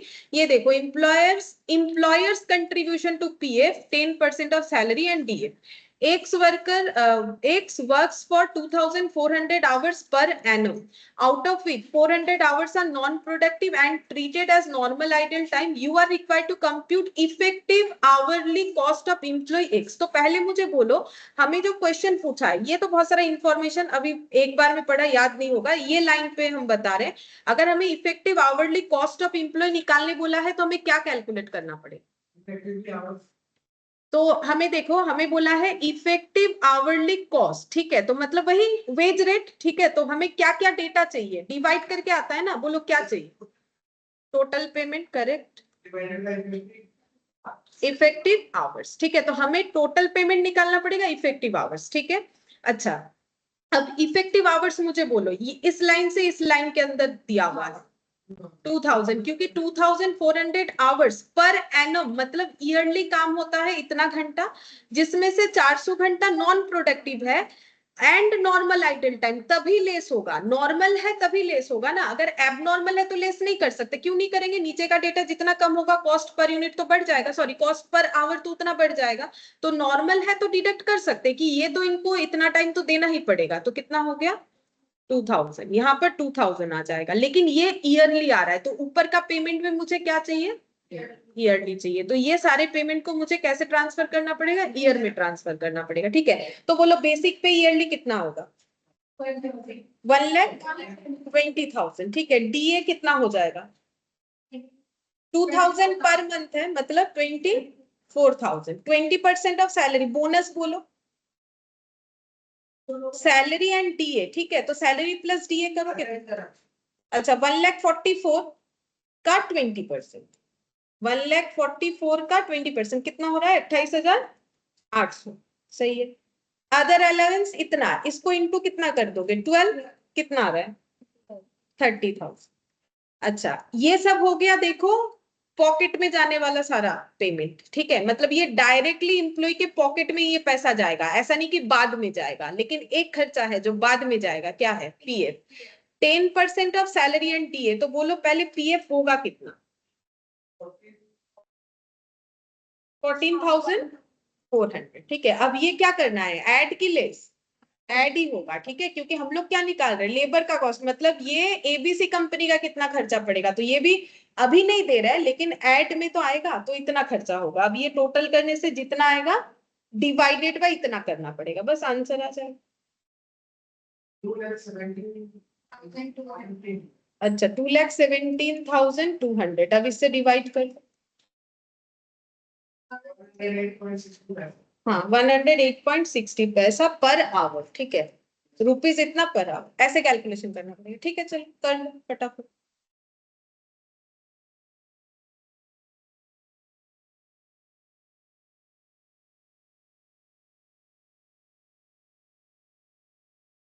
इलास्ट्रेशन 1, एक क्वेश्चन दिखा देते हैं कैसे लिखना पड़ेगा। ठीक है, तो वैसे ही लिखना है तुम लोग को, स्टेटमेंट या कंप्यूटेशन जो भी लिखना चाहो। ठीक है, लेकिन ऊपर कुछ लिखना पड़ेगा। किस चीज का कैलकुलेशन कर रहे हैं, statement showing computation of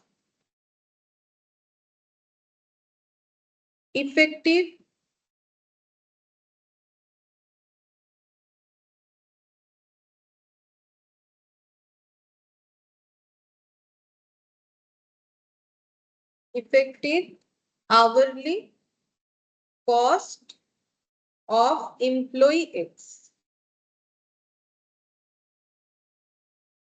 particulars per month का भी एक कॉलम बना लिया, पर एनम, वैसे तो हमें पर एनम ही चाहिए। ठीक है, फिर भी दोनों बना लिया क्योंकि दोनों डेटा हमें तो कैलकुलेट करके दिखाना पड़ेगा ना कि वो डेटा हमें कैसे मिला। तो बेसिक पे जैसे सीरियली दिया हुआ है वैसे ही लिख लेंगे। बेसिक पे है 10,000 पर मंथ, तो यहाँ पर 10,000 लिख दिया, यहाँ रुपीज पर मंथ सब लिखा हुआ है, सिर्फ 10,000 लिखने से होगा। तो पर एनम 1,20,000। बेसिक पे के बाद है डीए, हम सिर्फ डीए लिख रहे हैं, तुम लोग चाहो तो डीएनएस बैलेंस लिख लो।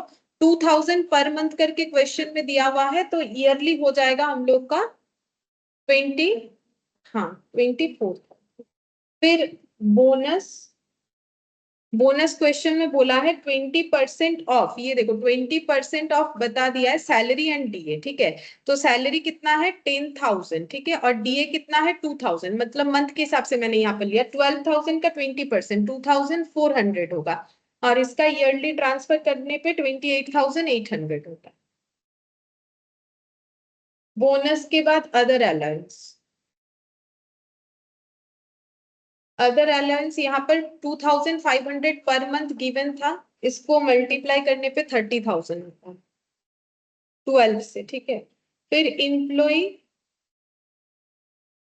Employers contribution to PF. ठीक है, 10% ऑफ सैलरी एंड डीए, ये भी सैलरी एंड डीए बोला है, तो सैलरी 10,000, मंथ के हिसाब से डीए 2,000। ठीक है, तो ये हम लोग का हो जाएगा 1,200 और 200 2,000 10%, मैंने एक साथ किया है ना, मैंने अलग अलग नहीं किया। अलग अलग करने से तो ये 200 होगा, मतलब ये 10,000 का 1,000 हो जाएगा और ये 2,000 का 200, वैसे भी कर सकते हो। मैंने यहाँ पर दोनों को ऐड करके अंदर लिया है, फिर उसका 10% किया है। अगर अलग अलग करोगे ये हमारा 1000 दिखेगा और ये 200 दिखेगा, ठीक है। अच्छा, तो ये कितना आ जा रहा है, 1200, 1200 का इंटू 12, ठीक है, तो 14,400। एक ही आंसर आएगा, ऐसे करने से भी आएगा। और ये हम लोग का टोटल आया था 2,17,200 शायद, और ये वाला टोटल आ जाएगा 10, 2, 2, 4, 2, 4, 2, 6, 6,000, 7,000, 7,600 और 7,000, 17,000, मतलब 18,100, 18,100। अच्छा, अब कैलकुलेट, ये हो गया टोटल लेबर कॉस्ट। इसमें लिखना पड़ेगा टोटल लेबर कॉस्ट, क्योंकि कॉस्ट में लिखना जरूरी होता है, ठीक है। अकाउंट्स में जैसे डेबिट क्रेडिट ये सब जरूरी होता है ना, कॉस्ट में हर एक चीजों को लिखना जरूरी है। जैसे मान लो ये रुपीस का साइन नहीं दिया, करके आ गए, इसमें नंबर कट जाता, ठीक है। अब अलग अलग रुपीस का साइन देने में टाइम जाएगा, ऐसा कुछ स्ट्रक्चर बनाओ कि एक बार दोगे हो जाएगा, ठीक है। इस तरीके से करना पड़ेगा। कॉस्ट में, अकाउंट्स में रुपीस का साइन ऑमिट होने से चलता है फिर भी, लेकिन कॉस्ट में रुपीस पर यूनिट लिखना जरूरी है, क्योंकि बिना यूनिट के कॉस्ट का कोई वैल्यू नहीं किया जाता। वैसे तो किसी चीज का भी नहीं है, लेकिन कॉस्ट में जरूरी है। अकाउंट्स में अगर भूल जाओगे तो कोई प्रॉब्लम नहीं है, ठीक है। फिर यहाँ पर लिखेंगे effective hour, effective hours, actual hours, actual working hours, ठीक है। Actual working hours minus normal idle time. तो एक्चुअल वर्किंग आवर्स है 2,400 माइनस ये वाला है 400। इफेक्टिव आवर्स पर एनम निकाल रहे हैं हम लोग, ठीक है। तो 2,000 hours per annum, 2,000 hours per N, ठीक है। अब निकाल लो वही जो हमें पूछा है। हाँ, effective hourly rate, effective hourly rate, total labour cost divided by effective working hours। Total labour cost कितना आया, 2,17,200, और ये आया है 2,000 आवर्स पर एनम, ठीक है। तो आंसर आ जाएगा ₹108.60 पर आवर्स।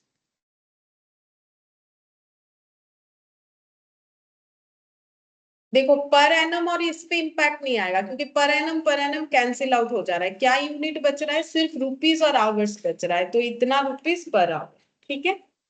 अच्छा, इलास्ट्रेशन 2 देखते हैं। अच्छा, बोला है देखो, in a factory working 6 days in a week, ठीक है। तो कितना काम होता है 1 वीक में, 6 डेज, ठीक है। 8 आवर्स ईच डे, तो पर डे 8 आवर्स काम। A worker is paid at the rate of 100 per day, payment कैसे होता है,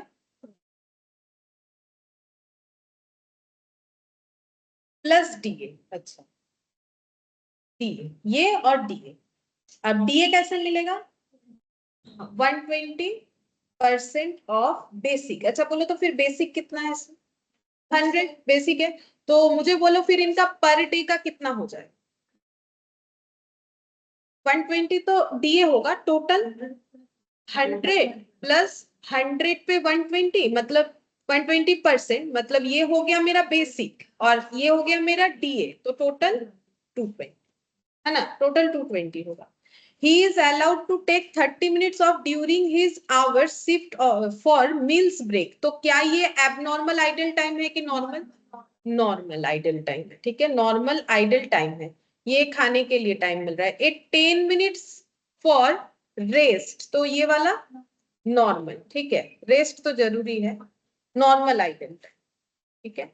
अच्छा, अब ये सब का क्या होता है, नॉर्मल आइडल टाइम को हम लोग इफेक्टिव आवरली रेट जब निकालेंगे तो ये दोनों को हम लोग कर सकते हैं माइनस। अब हमें पूछा क्या है, ड्यूरिंग ए वीक, ठीक है, मतलब 1 वीक में हिज कार्ड मतलब जो लेबर काम करते हैं उनका एक कार्ड बनता है कि कितना टाइम काम किया, वो टाइम कीपिंग डिपार्टमेंट जो बताया मैंने उनके पास होगा, ठीक है।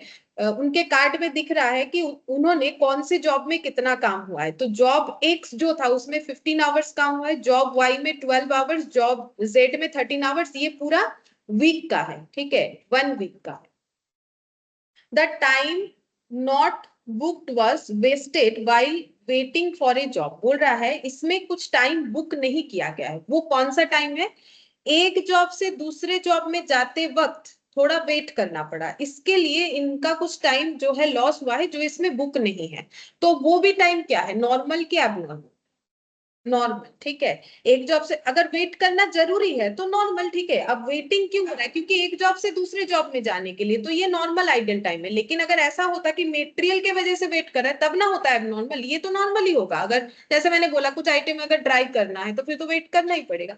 इन cost accounting state how do you allocate the wages of the worker for the week, मतलब कॉस्ट अकाउंटिंग क्यों बोला मैंने? क्योंकि देखो वो कॉस्ट अकाउंटिंग डिपार्टमेंट के पास ही डिटेल्स जाता है ना, इसलिए क्वेश्चन में ऐसे बोला है कि हमें ये बताना है कि वर्कर को हम लोग एक हफ्ते में फिर कितना पेमेंट करने वाले हैं, ठीक है। तो मुझे बोलो कितना पेमेंट होगा, हम लोग कैलकुलेशन तो कर लेंगे, लेकिन अभी तो मैंने सारा डिटेल्स ही तुम लोग को बता दिया है। तो तुम लोग जस्ट क्वेश्चन को यहाँ देख के मुझे बताओ, यहाँ से देख के मुझे बताओ कि तुम लोग का आंसर क्या होना चाहिए। पहले मुझे बोलो, सबसे पहले हमें क्या निकालना पड़ेगा? टोटल पेमेंट और जो है इफेक्टिव वर्किंग आवर्स, ठीक है। तो मुझे ये बताओ कि टोटल पेमेंट कितना हो रहा है, बता सकते हो? 1540। अच्छा 1540, कैसे बताओ?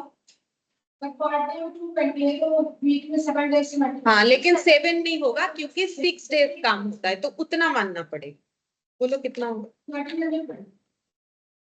1320, ठीक है, 1320 होगा, सही हुआ है। देखो ये पहला आंसर हम लोग को मिल गया, सिंपल। ये देखो ये तो पर डे का है ना, देखो मैंने यहाँ पर सब लिख रखा है, तुम लोग को ये पढ़ के समझना ही मेन है। अब कॉस्ट में क्वेश्चन का आंसर क्यों नहीं कर पाते हम लोग? क्योंकि इसमें पढ़ना जरूरी है। ये मैथ्स के तरह है, ये अकाउंट्स की तरह है ही नहीं, ठीक है। ये तो मुझे तो बिल्कुल ये मैथ्स के तरह ही लगता है, ठीक है। तो ये मैथ्स के तरह, इसको जितना पढ़ोगे, जितना हम लोग डेटा को सही तरीके से कलेक्ट करें, उतना ही आंसर दे पाएंगे अच्छे से। और इसमें स्ट्रक्चर का क्या है, जितना अच्छे से प्रेजेंटेशन कर सकते हो, ठीक है, टाइम बचा के। तो एक दिन में इतना, तो 6 दिन का तो हमें दिखाना है ना, तो 6 दिन का कितना हो जाएगा? 1320, ठीक है। तो देखो हम लोग को तो टोटल वेजेस मिल ही गया, वेजेस फॉर ए वीक। अब हमें जस्ट निकालना है कि कितना हम लोगों का इफेक्टिव वर्किंग आवर्स है, ये तुम लोग को निकालना है। बोलो कितना होगा? ये सब तो हो गया, चलो अब बोलो कितना होगा? ये इसका काम तो हो गया। 36 hours effective working hours week में काम होता है, हाँ ये तो सही है। देखो एक वीक में 6 डेज काम होता है, एक दिन में 8 घंटा, सही हुआ है, ठीक है। तो फिर पूरे वीक में कितने आवर्स काम होता है? 48 आवर्स। लेकिन क्या 48 आवर्स प्रोडक्टिव है? नहीं, अनप्रोडक्टिव भी है, लेकिन आइडल है तो इससे लेस करना चलेगा। कितना मिनट्स? 30, ये मिनट में है, और 10, ठीक है। तो कितना हो गया? 40। अच्छा 40 मिनट पर डे का है, लेकिन हाँ तो फिर 6 डे का 240। अब इसको आवर्स में ट्रांसफर करो, हाँ डिवाइडेड बाय 60 कर दो, 4 आवर्स। तो यहाँ से 4 आवर्स लेस हो गया, कितना होगा? 44 आवर्स। अब इसको 44 से डिवाइड करके बताओ कितना हो रहा है, देखते हैं। कितना? 30 पर आवर, वही करना, ठीक है। बस हो गया क्वेश्चन।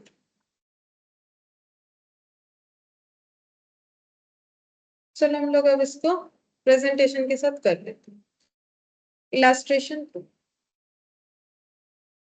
ठीक है। हमें सारी इंफॉर्मेशन को लिख के दिखाना पड़ेगा, जो भी हम लोगों ने यहाँ ओरली कैलकुलेट किया। Total working hours in a week, ठीक है। तो 6 days into 8 hours per day, ऐसे होगा कैलकुलेशन, ठीक है। तो कितना हो जाएगा? 48 आवर्स, ठीक है। एक हफ्ते में 48 आवर्स काम होता है। अब normal idle time per day, ठीक है, ये हो जाएगा 30 मिनट्स प्लस 10 मिनट्स, यानी 40 मिनट्स पर डे। तो इसका मतलब normal idle time per week निकालना पड़ेगा, तो पर वीक निकाल लेंगे 40 minutes per day multiplied by यहाँ पर 6 वीक, मतलब 6 डेज ही करना पड़ेगा, क्योंकि एक दिन इनका काम नहीं होता है, छुट्टी रहता होगा, ठीक है। तो 240 मिनट्स दैट इज कितना 4 आवर्स, दैट इज 4 आवर्स, ठीक है, दैट इज 4 आवर्स। अच्छा, अब यहाँ पर effective working hour, effective working hours in a week, in a week 48 hours minus कितना हो जाएगा 4 आवर्स, ठीक है। तो यहाँ पर हो जाएगा 44 आवर्स।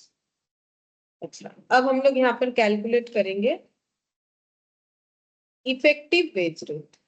अच्छा, वेजेस तो निकाला नहीं, वो निकाल लेते, total wages for a day, पहले एक दिन का निकाल लेते हैं, बेसिक प्लस डीए, जो कि है 120% ऑफ बेसिक। तो बेसिक है 100, डीए है फिर 100 का 120%, यानी 100 प्लस 120 रुपीज में यहाँ पर होगा 220 पर डे। इसको भी हमें वीक में निकालना पड़ेगा। तो total wages, wages for a week, ठीक है, लिखो wages for a week 220 rupees, 220 per day into 6 days, तो ये हो जाएगा 1320 इफेक्टिव वेज रेट।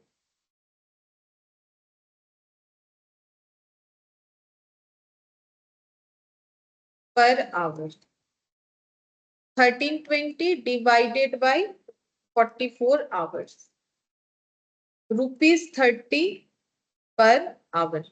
लेकिन हमारा क्वेश्चन यहाँ पर खत्म नहीं होता है, ठीक है, क्योंकि हमें पूछा है, यहाँ पर देखो, यहाँ पर हमें पूछा है कि in cost accounting state how would you allocate the wages of the worker for the week. Allocate करने का मतलब है पर जॉब में कितना कितना कॉस्ट लगा, मतलब जॉब एक्स को करने का लेबर कॉस्ट, जॉब वाई को करने का लेबर कॉस्ट, जॉब जेड को करने का लेबर कॉस्ट। हम लोगों ने क्या निकाला है कि लेबर को हम लोग कितना पेमेंट करते हैं पर आवर के हिसाब से, ठीक है, 1 घंटे में कितना। अब हम लोग को निकालना है कितना कितना एलोकेट करेंगे, तो लिखो allocation of wages, allocation of wages, ठीक है, टू जॉब, 3 जॉब है, ठीक है, तो यहाँ पर जॉब एक्स, उसके नीचे जॉब वाई, फिर जॉब जेड, ठीक है। अब टाइम के हिसाब से पेमेंट होता है, तो यहाँ टाइम लिखेंगे, तो कौन से जॉब में कितना टाइम काम हुआ, 15, 12, 13, 15, 12 और 13, हाँ। और रेट कितना हो रहा है, रेट पर आवर अभी निकाला हम लोग ने, हाँ, 30, 30, 30। तो टोटल जो पेमेंट होगा वही उस जॉब में एलोकेट होगा। अगर जॉब एक्स में 15 आवर्स काम हुआ है, 1 घंटे काम करने के लिए 30 रुपीज देना पड़ता है, तो इस जॉब को पूरा करने के लिए या फिर जितना भी कंप्लीट हुआ है उतने तक कितना लेबर कॉस्ट लग चुका है, ये दोनों का मल्टीप्लीकेशन, हाँ, 15 इंटू 30 450, 12 इंटू 30 360, 13 इंटू 30 390। टोटल देख लो कितनी, 6 और 5 11, 11 और 9 20, 6 और यहाँ 6 12, 1200, ठीक है। तो टोटल 1200 हो जाएगा, तो ये हम लोग अपने जॉब में एलोकेट कर सकते हैं, ठीक है। अच्छा, लेकिन क्या यहाँ पर हम लोग का कोई एबनॉर्मल आइडल टाइम था कौन सा बोलो? हाँ ठीक है, क्योंकि इसको कंसीडर नहीं किया है ना, इसीलिए देखो वैसे जॉब, एक जॉब से एक दूसरे जॉब, देखो टाइम नॉट बुक्ड, मतलब ये टाइम हम लोग बुक नहीं कर सकते हैं, बोल दे रहा है। वैसे एक जॉब से दूसरे जॉब में जाना नॉर्मल आइडल टाइम ही होता है, लेकिन क्वेश्चन यहाँ पर इसको नॉर्मल कंसीडर करने मना किया है। कैसे पता चल रहा है? बोल रहा है टाइम नॉट बुक, मतलब इस टाइम को हम लोग बुक नहीं कर सकते, मतलब जॉब में चार्ज नहीं कर सकते हैं। जो वेस्ट, अब वेस्ट का मतलब क्या होता है? एबनॉर्मल, ठीक है। ये वेस्ट वाला जो लैंग्वेज है इसके वजह से ये एबनॉर्मल है, लेकिन हर बार एक जॉब से दूसरे जॉब का शिफ्टिंग एबनॉर्मल होगा ऐसा जरूरी नहीं है, ठीक है। अगर मुझे बोल दिया है वेस्टेड तो ये एबनॉर्मल है। तो एबनॉर्मल का जो टाइम है वो, उसके लिए जो कॉस्ट लॉस हुआ वो कहाँ चार्ज होगा? कॉस्टिंग पीएल में। तो उसका भी 30 रुपीज करके ही काउंट करेंगे, लेकिन मुझे ये फाइंड आउट करना पड़ेगा कि कितना मेरा एबनॉर्मल टाइम है। तो ये तुम लोग बता सकते हो कि एबनॉर्मल टाइम कितना है? 4 आवर्स। हाँ देखो कैसे पता चला, देखो हम लोगों ने कितना टाइम काम किया है? 48 आवर्स, लेकिन तुम लोग अगर ये पूरा टोटल करोगे देखो कितना होता है? 40 आवर्स, ठीक है। कितना काम हुआ? 40 आवर्स, लेकिन हम लोग वर्कर को जो टाइम दिए थे उसके हिसाब से हमें तो काम मिलना चाहिए कितने टाइम का? 44। देखो 48 तो टोटल है, उसमें तो मुझे पता ही है कि 4 आवर्स का मुझे काम नहीं मिलेगा, मुझे कितने का मिलना चाहिए? 44। उसमें भी कितना मिला? 40 मिला, तो 4 आवर्स का क्या है? एबनॉर्मल। तो उसके लिए कितना लॉस हुआ? 30 रुपीज करके 120। तो वो कहाँ चार्ज होगा? कॉस्टिंग पीएल, ठीक है। हमेशा एक जॉब से दूसरे जॉब जाना लेकिन एबनॉर्मल नहीं होता है, नॉर्मली वो नॉर्मली होता है, लेकिन यहाँ वेस्टेड बोला है, बुक भी नहीं किया है, मतलब एबनॉर्मल है, ठीक है। तो अब लिखो यहाँ पर हम लोग पहले निकालेंगे abnormal idle time. Abnormal idle time, ठीक है। कैसे निकालेंगे? ये देखो 44 आवर्स काम होना चाहिए, मतलब इफेक्टिव ऐसे निकाल सकते हैं ना, effective hours minus actual hours work, है ना। तो यहाँ पर एक्चुअली कितने घंटे काम हुआ है? ये 15, 12 और 13, 15, 12 और 13 इतने आवर्स काम हुआ है, ठीक है। लेकिन हमारे हिसाब से तो काम होना कितना चाहिए? 44 आवर्स। तो हम लोग का ये 44 आवर्स काम होना चाहिए, लेकिन एक्चुअली में कितना काम हुआ है? 40 आवर्स हुआ है। तो ये 4 आवर्स मेरा क्या हो गया? एबनॉर्मल आइडल टाइम, ठीक है। तो charge to costing PL, charge to costing PL 30 rupees per hour into 4 hours, ₹120। ये हम लोग कस्टमर से रिकवर नहीं कर सकते, मतलब ये हम लोग अपने प्रोडक्ट के कॉस्ट में यानी किसी जॉब में एलोकेट नहीं कर सकते हैं, इसको पूरा लॉस बोल के बुक करना पड़ेगा, बाकी ये सब कॉस्ट हम लोग एलोकेट कर सकते, ठीक है। अच्छा नेक्स्ट देखते हैं। हाँ ये वाला देखो क्या बोला है, कैलकुलेट द अर्निंग। अब लेकिन अर्निंग बोल रहा है ए और बी का, अभी तक हम लोग कैलकुलेट कर रहे थे कंपनी के तरफ से कि कंपनी का कितना खर्चा हो रहा है, अभी बोल रहा है earning of A and B, मतलब ए बी का कितना इनकम है, ठीक है। From the following particulars for a month and allocate the employee cost to each job X Y and Z. अच्छा वो भी बताना है, ठीक है। हर एक जॉब में कितना कॉस्ट एलोकेट होगा वो भी बताना है। तो यहाँ पर देखो बेसिक वेजेस दे दिया है, ठीक है, दोनों का। डीए दे दिया है 50%। अब डीए बोला नहीं किस पे लगाना है, तो किस पे लगाओगे? नॉर्मली हमेशा तुम लोग टैक्स में भी देखते हो कि बेसिक पे ही लगता है, ठीक है। कंट्रीब्यूशन टू प्रोविडेंट फंड बोल दिया है, ये भी परसेंटेज दिया है, लेकिन ये पता है किस पे लगाना है, तो बेसिक वेजेस पे लगाएंगे। Contribution to employees state insurance, ये भी हमें बता दिया है, बेसिक वेजेस पे लगाना है।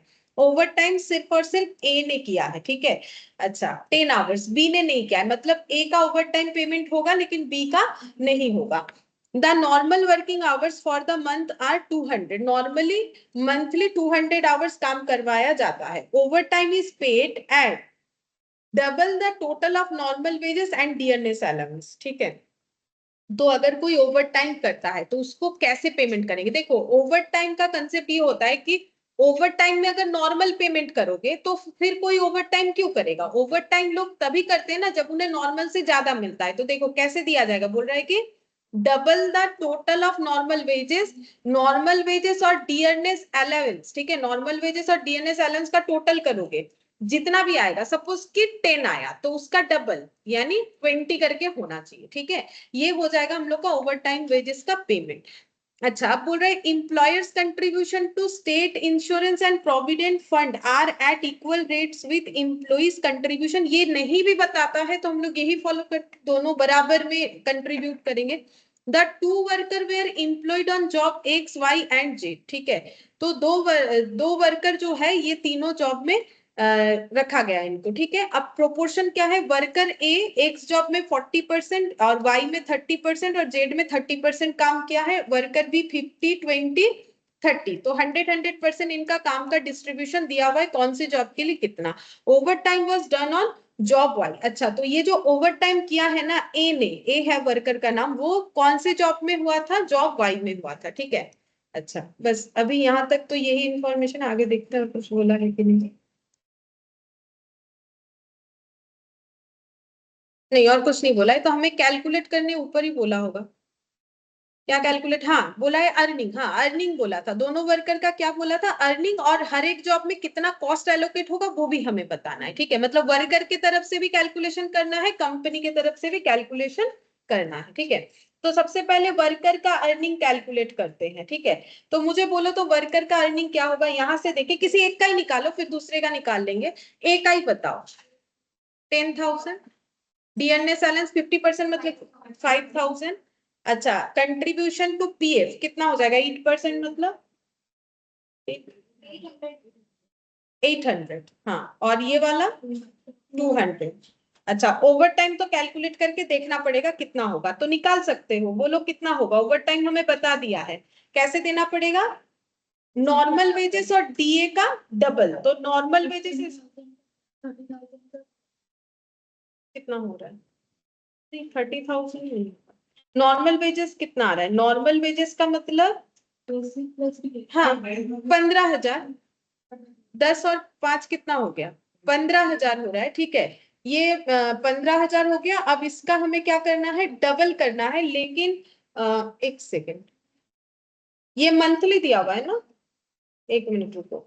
नॉर्मल वेजेस पहले हमें निकालना पड़ेगा, 15,000 जो है ये कितने बेसिस, मतलब मंथली है आवरली है, ये आवर बेसिस पे दिया हुआ होगा। ये देखो, ये मंथ का वेजेस दिया हुआ है कितने टाइम काम करने के लिए, तो फिर पर आवर का निकालना पड़ेगा, कितना होगा, डिवाइड से 15,000 तो होगा, लेकिन पर आवर कितना होगा, 75 पर आवर, ठीक है। तो हमें ओवर टाइम जो पे करना है, नॉर्मल वेजेस और डीए जैसे देते उसका डबल, तो नॉर्मल वेजेस और डीए मिला के कितना हुआ 75 पर आवर, तो घंटे में इसका 2 गुना, मतलब 1500 करके हमें देना पड़ेगा। तो वर्कर ए का अर्निंग कितना हुआ, बोलो 10,000, बोलो ये क्या, 10,000, फिर इसमें कितना ऐड होगा 5,000, ओवर टाइम भी ऐड होगा, ये दोनों भी ऐड होगा 800 और 200, नहीं ये क्या होगा, माइनस होगा। क्यों, क्योंकि ये वो अपने वेजेस से क्या करेंगे, कंट्रीब्यूट करेंगे। अभी अपने आप को ए की तरह सोचो कि मुझे कंपनी 10,000 देगा, 5,000 देगा, 800 देगा या लेगा, लेगा, ठीक है, 800 कट कर लेगा, और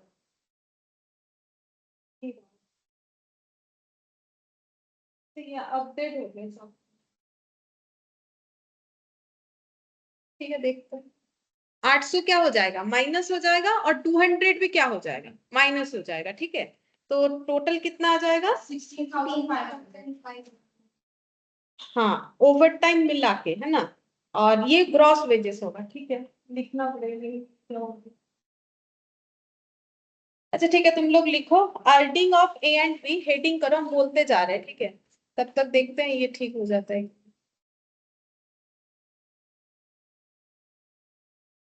30 सेकेंड्स बोल के कितना सेकंड लेगा देखिए। अच्छा, लिखो, हो जाएगा शायद थोड़ी देर में, ठीक है, हम बोल रहे हैं तुम लोग सुन के लिखो। इलास्ट्रेशन 3 लिखो, earning of A and B, ठीक है, ये हेडिंग हो जाएगा। फिर पर्टिकुलर्स, पर्टिकुलर्स थोड़ा साइड में ए, फिर थोड़ा गैप में बी, ठीक है। ए के ऊपर रुपीस लिखो, बी के ऊपर भी रुपीस लिख दो, ठीक है, क्योंकि हम लोग रुपीस में कैलकुलेट करेंगे। अब पर्टिकुलर के नीचे लिखो बेसिक वेजेस सबसे पहले, ठीक है, बेसिक वेजेस, तो बेसिक वेजेस एक जन का है 10,000 और एक जन का है 16,000, ठीक है। तो एक जन का लिखो 10,000, दूसरे का लिखो 16,000। ए के नीचे 10,000, बी के नीचे 16,000।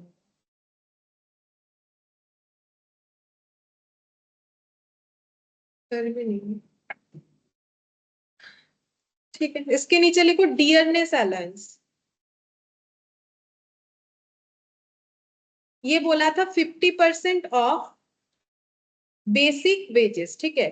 तो डियरनेस अलाउंस लिखो पर्टिकुलर्स के नीचे, फिर वहां पर लिखो 50% ऑफ बेसिक वेजेस बोल के लिख दो, ठीक है। फिर हम लोग का हो जाएगा ये 5,000 और बी के लिए कितना हो जाएगा 8,000, ठीक है। फिर प्लस करो ओवर टाइम। ओवर टाइम सिर्फ और सिर्फ वर्कर ए का था, उसका एक वर्किंग नोट 1 लिख दो, ओवर टाइम लिख के ब्रैकेट में वर्किंग नोट 1 लिख दो, वो हमें कैलकुलेट करना पड़ेगा, ठीक है। कैलकुलेट करके हम लोग लिखेंगे और ये टोटल करने के बाद आएगा हम लोग का ग्रॉस वेजेस, ठीक है। ग्रॉस वेजेस आएगा, फिर वहां से हम लोग माइनस करेंगे कंट्रीब्यूशन टू पीएफ, ठीक है, और कंट्रीब्यूशन टू ESI, ठीक है। एक में ब्रैकेट में लिखो 8% ऑफ बेसिक वेजेस, ठीक है। जो कंट्रीब्यूशन टू पीएफ है उसमें ब्रैकेट में लिखना है 8% ऑफ बेसिक वेजेस, ठीक है। और इसमें लिखना है 2% ऑफ बेसिक वेजेस, ठीक है। तो 8% ऑफ बेसिक वेजेस, ए का बेसिक वेजेस है 10,000, 10,000 का 8% 800 होगा, और 16,000 का 8% 1280 होगा, ठीक है।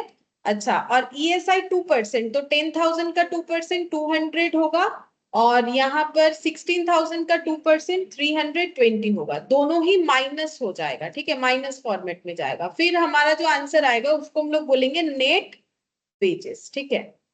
नेट वेजेस बोलेंगे, तो वो हम लोग पहले ओवर टाइम निकाल लेते हैं तो हम लोग का आंसर हो जाएगा, ठीक है। तो पहले वर्किंग नोट 1 करके ओवर टाइम निकालना पड़ेगा। अच्छा, इसके बाद और एक कैलकुलेशन বলছি এটা কি হয়ে গেছে, এটা কি করতে হবে বলো 5 মিনিট হতে।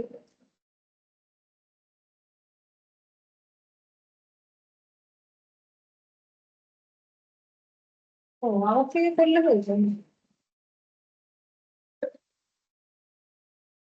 এক সেকেন্ড। ও আচ্ছা, আজকে কোনোদিন হয়নি, আজকে হলো তো। अच्छा, यहाँ पर ये देखो, ये ऐसे फॉर्मेट में मैंने कर दी, ऐसे करके, ठीक है। अच्छा, अब इसका वर्किंग नोट में ओवर टाइम बनाएंगे, लेकिन नीचे थोड़ा जगह रख देते हैं, और एक आंसर देना है ना एलोकेटेड टू जॉब क्या होगा, तो हम वर्किंग नोट थोड़ा जगह रख के यहाँ पर बना रहे, ठीक है। Working note number 1 over time के लिए, ठीक है।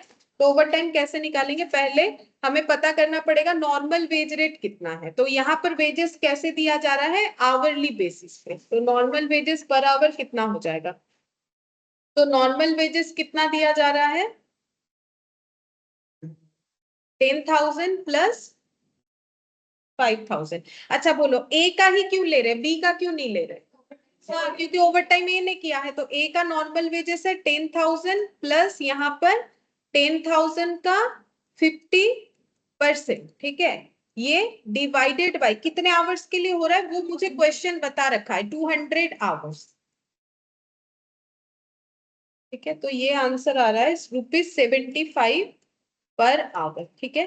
तो ओवर टाइम वेजेस कितना होगा, over time wages per hour 75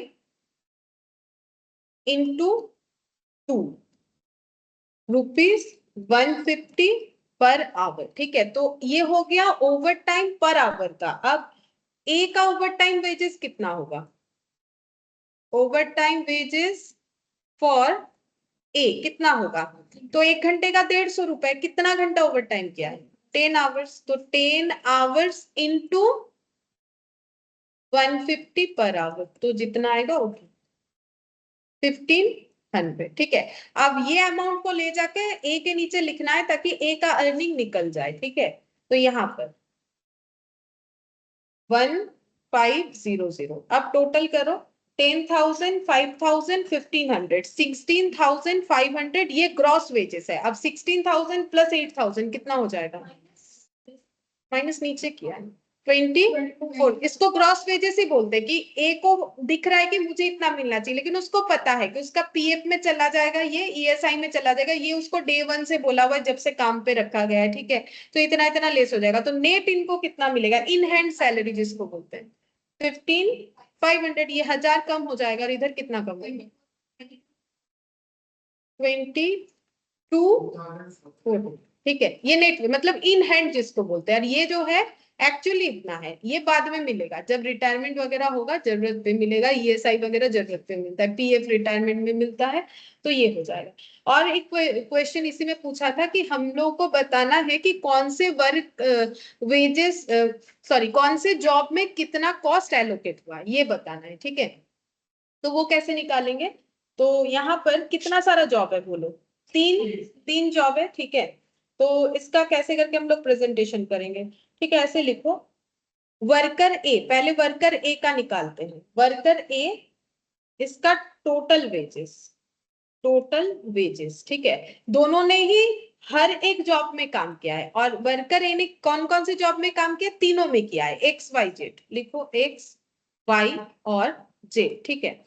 अब हम लोग को निकालना है जॉब में कितना कॉस्ट एलोकेट होगा। तो वो हम लोग कैसे निकालेंगे? क्योंकि देखो, जो वर्कर को पे कर रहे हैं वही तो अमाउंट जॉब में ऐड होना चाहिए, ठीक है। तो यहाँ पर ए को क्या क्या दिया हम लोगों ने? नॉर्मल वेजेस या फिर ऑर्डिनरी वेजेस, और क्या दिया है? ओवर टाइम, ठीक है। तो यहाँ पर लिखो ऑर्डिनरी या नॉर्मल वेजेस, कुछ भी लिख सकते हो।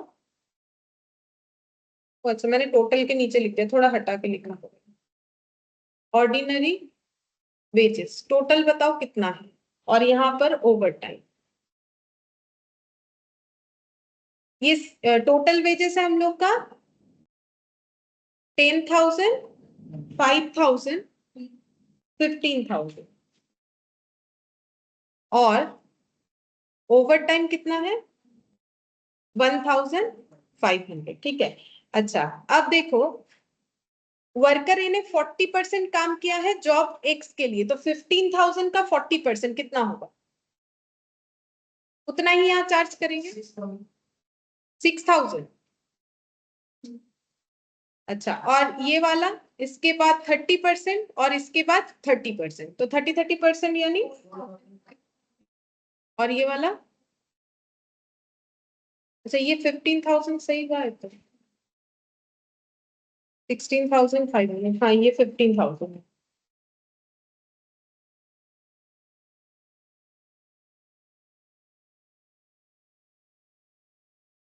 तो एक मिनट, ये हम लोगों ने अर्निंग निकाला, लेकिन हाँ थोड़ा सा गलत हो गया। अर्निंग निकाला, अब हम लोग को और एक चीज भी तो कैलकुलेट करना चाहिए। यहाँ पर हम लोग तो इसका अर्निंग के बेसिस पे एलोकेट कर रहे हैं। अर्निंग के बेसिस पे होगा कि कंपनी का जो कॉस्ट लगा उसके बेसिस पे होगा? तो फिर इस पे होगा। समझ में आया क्या गलती हो रहा है? ये 1,500 का डिस्ट्रीब्यूशन सही हो जाएगा, उसमें प्रॉब्लम नहीं है। लेकिन हम लोग को क्या निकालना है कि कंपनी एक्स वाई जेड में कितना खर्चा लगाएगी, तो वो जितना पेमेंट करेगी उतना खर्चा लगाएगी, ठीक है। तो ये तो इनका अर्निंग है, इनका अर्निंग में तो माइनस हो चुका है ना, तो ये तो अलग चीज हो गया, तो हमें पहले वो भी निकालना पड़ेगा। तो उसका और एक वर्किंग नोट बनाओ, और एक वर्किंग नोट, ठीक है। तो इसमें लिखो कि कॉस्ट कितना पड़ रहा है कंपनी का ए और बी को रखने का, ठीक है। वही कॉस्ट को तो हमें एलोकेट करना पड़ेगा। तो बोलो ग्रॉस वेजेस कितना है? ग्रॉस वेजेस हम लोग इसको एक्सक्लूडिंग जो है ओवर टाइम निकालेंगे, क्योंकि मैंने ओवर टाइम को अलग से दिखा रखा है ना। तो ओवर टाइम के बिना ग्रॉस वेजेस बताओ। 15 और इधर 16 और 8 कितना हो जाएगा? उधर 15,000, 15,000 ए के केस में, मतलब हम सिर्फ ये दोनों बोल रहे हैं, ठीक है। मतलब gross wages excluding over time बोल रहे हैं, तो ये 15,000, और ये इसका तो ओवर टाइम है भी नहीं, कितना? हाँ 24,000। तो कंपनी को एक तो ये खर्चा लगने वाला है। अच्छा, अब नेक्स्ट इसमें और क्या लगेगा? अब कंपनी का क्या सिर्फ इतना खर्चा है, पीएफ का और वो ईएसआई का, ठीक है। तो कंट्रीब्यूशन टू पीएफ बोलो कितना लिखना पड़ेगा? जितना वो करते हैं उतना ही ये भी करेंगे, ईएसआई, ठीक है। अब इन्होंने जितना जितना इनका लेस हुआ, लेकिन कंपनी के जब कैलकुलेशंस होगा वो तो ऐड होगा, ठीक है। तो 800 और 200 और यहाँ पर 1280 और 320। अच्छा, अब इसका ऐड करने से पता चलेगा कितना हो रहा है। ये 1000 16,000, ठीक है। और ये वाला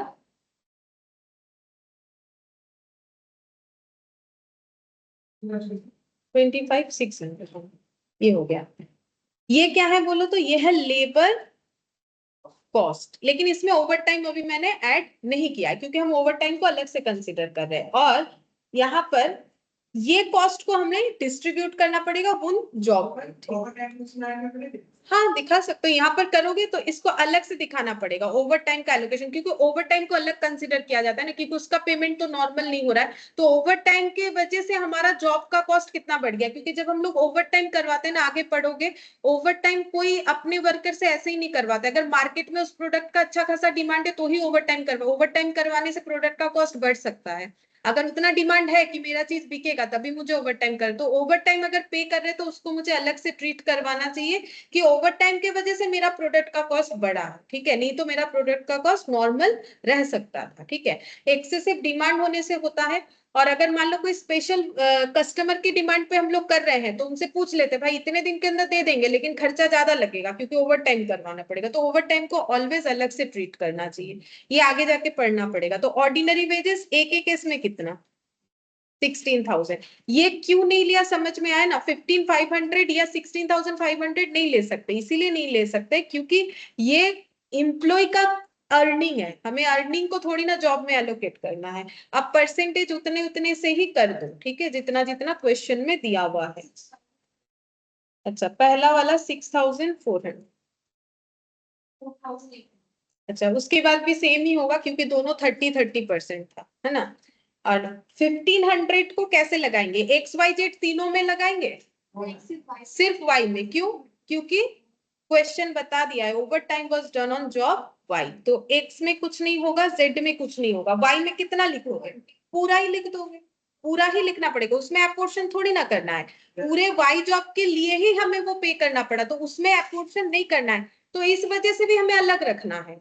अगर एपोर्शन यहाँ ऐड कर दोगे तो सब सभी में डिस्ट्रीब्यूट कर दोगे, सभी में डिस्ट्रीब्यूट करना नहीं है, सिर्फ वाई में करना है, तो मुझे अलग ही रखना पड़ेगा। अब इसका टोटल लगा लो, कितना हो जाएगा। अच्छा, इसका नहीं, दोनों का मिला के करेंगे तभी तो टोटल एक्स टोटल वाई और टोटल जेड का, इसका करने से भी आगे जाके फिर से टोटल करना पड़ेगा। मतलब जॉब एक्स का जब निकालोगे तो वर्कर है, वर्कर भी दोनों का मिला के निकालोगे ना, तो इसको यहाँ टोटल करने से भी आगे जाके फिर से टोटल करना पड़ेगा, तो नहीं कर रहे हैं। अब यहाँ पर वर्कर बी का सेम तरीके से तुम लोग का वहीं पर कर लो, जगह है तो, मुझे थोड़ा पेज चेंज करना पड़ा। वर्कर बी का एक ही वेजेस, नॉर्मल या ऑर्डिनरी, ठीक है। अच्छा, एक्स वाई जेड मेरा पहले से ही इधर लिखा हुआ है, तुम लोग को भी उसके नीचे नीचे लिखना, और अगर मेरे तरह पेज चेंज कर रहे हो तो यहाँ पर लिख लो अगर लिखना चाहते हो। तो अब उसका परसेंटेज वाइज एलोकेट होगा, 50-20-30, टोटल वेजेस कितना है। अच्छा, 25,600 अभी कैलकुलेट किया था ना हम लोगों ने, ये देखो 25,000। अब इस पे लगाओ जितना जितना परसेंट है, 50-20-30। अच्छा, 12,800, उसके बाद 5,120।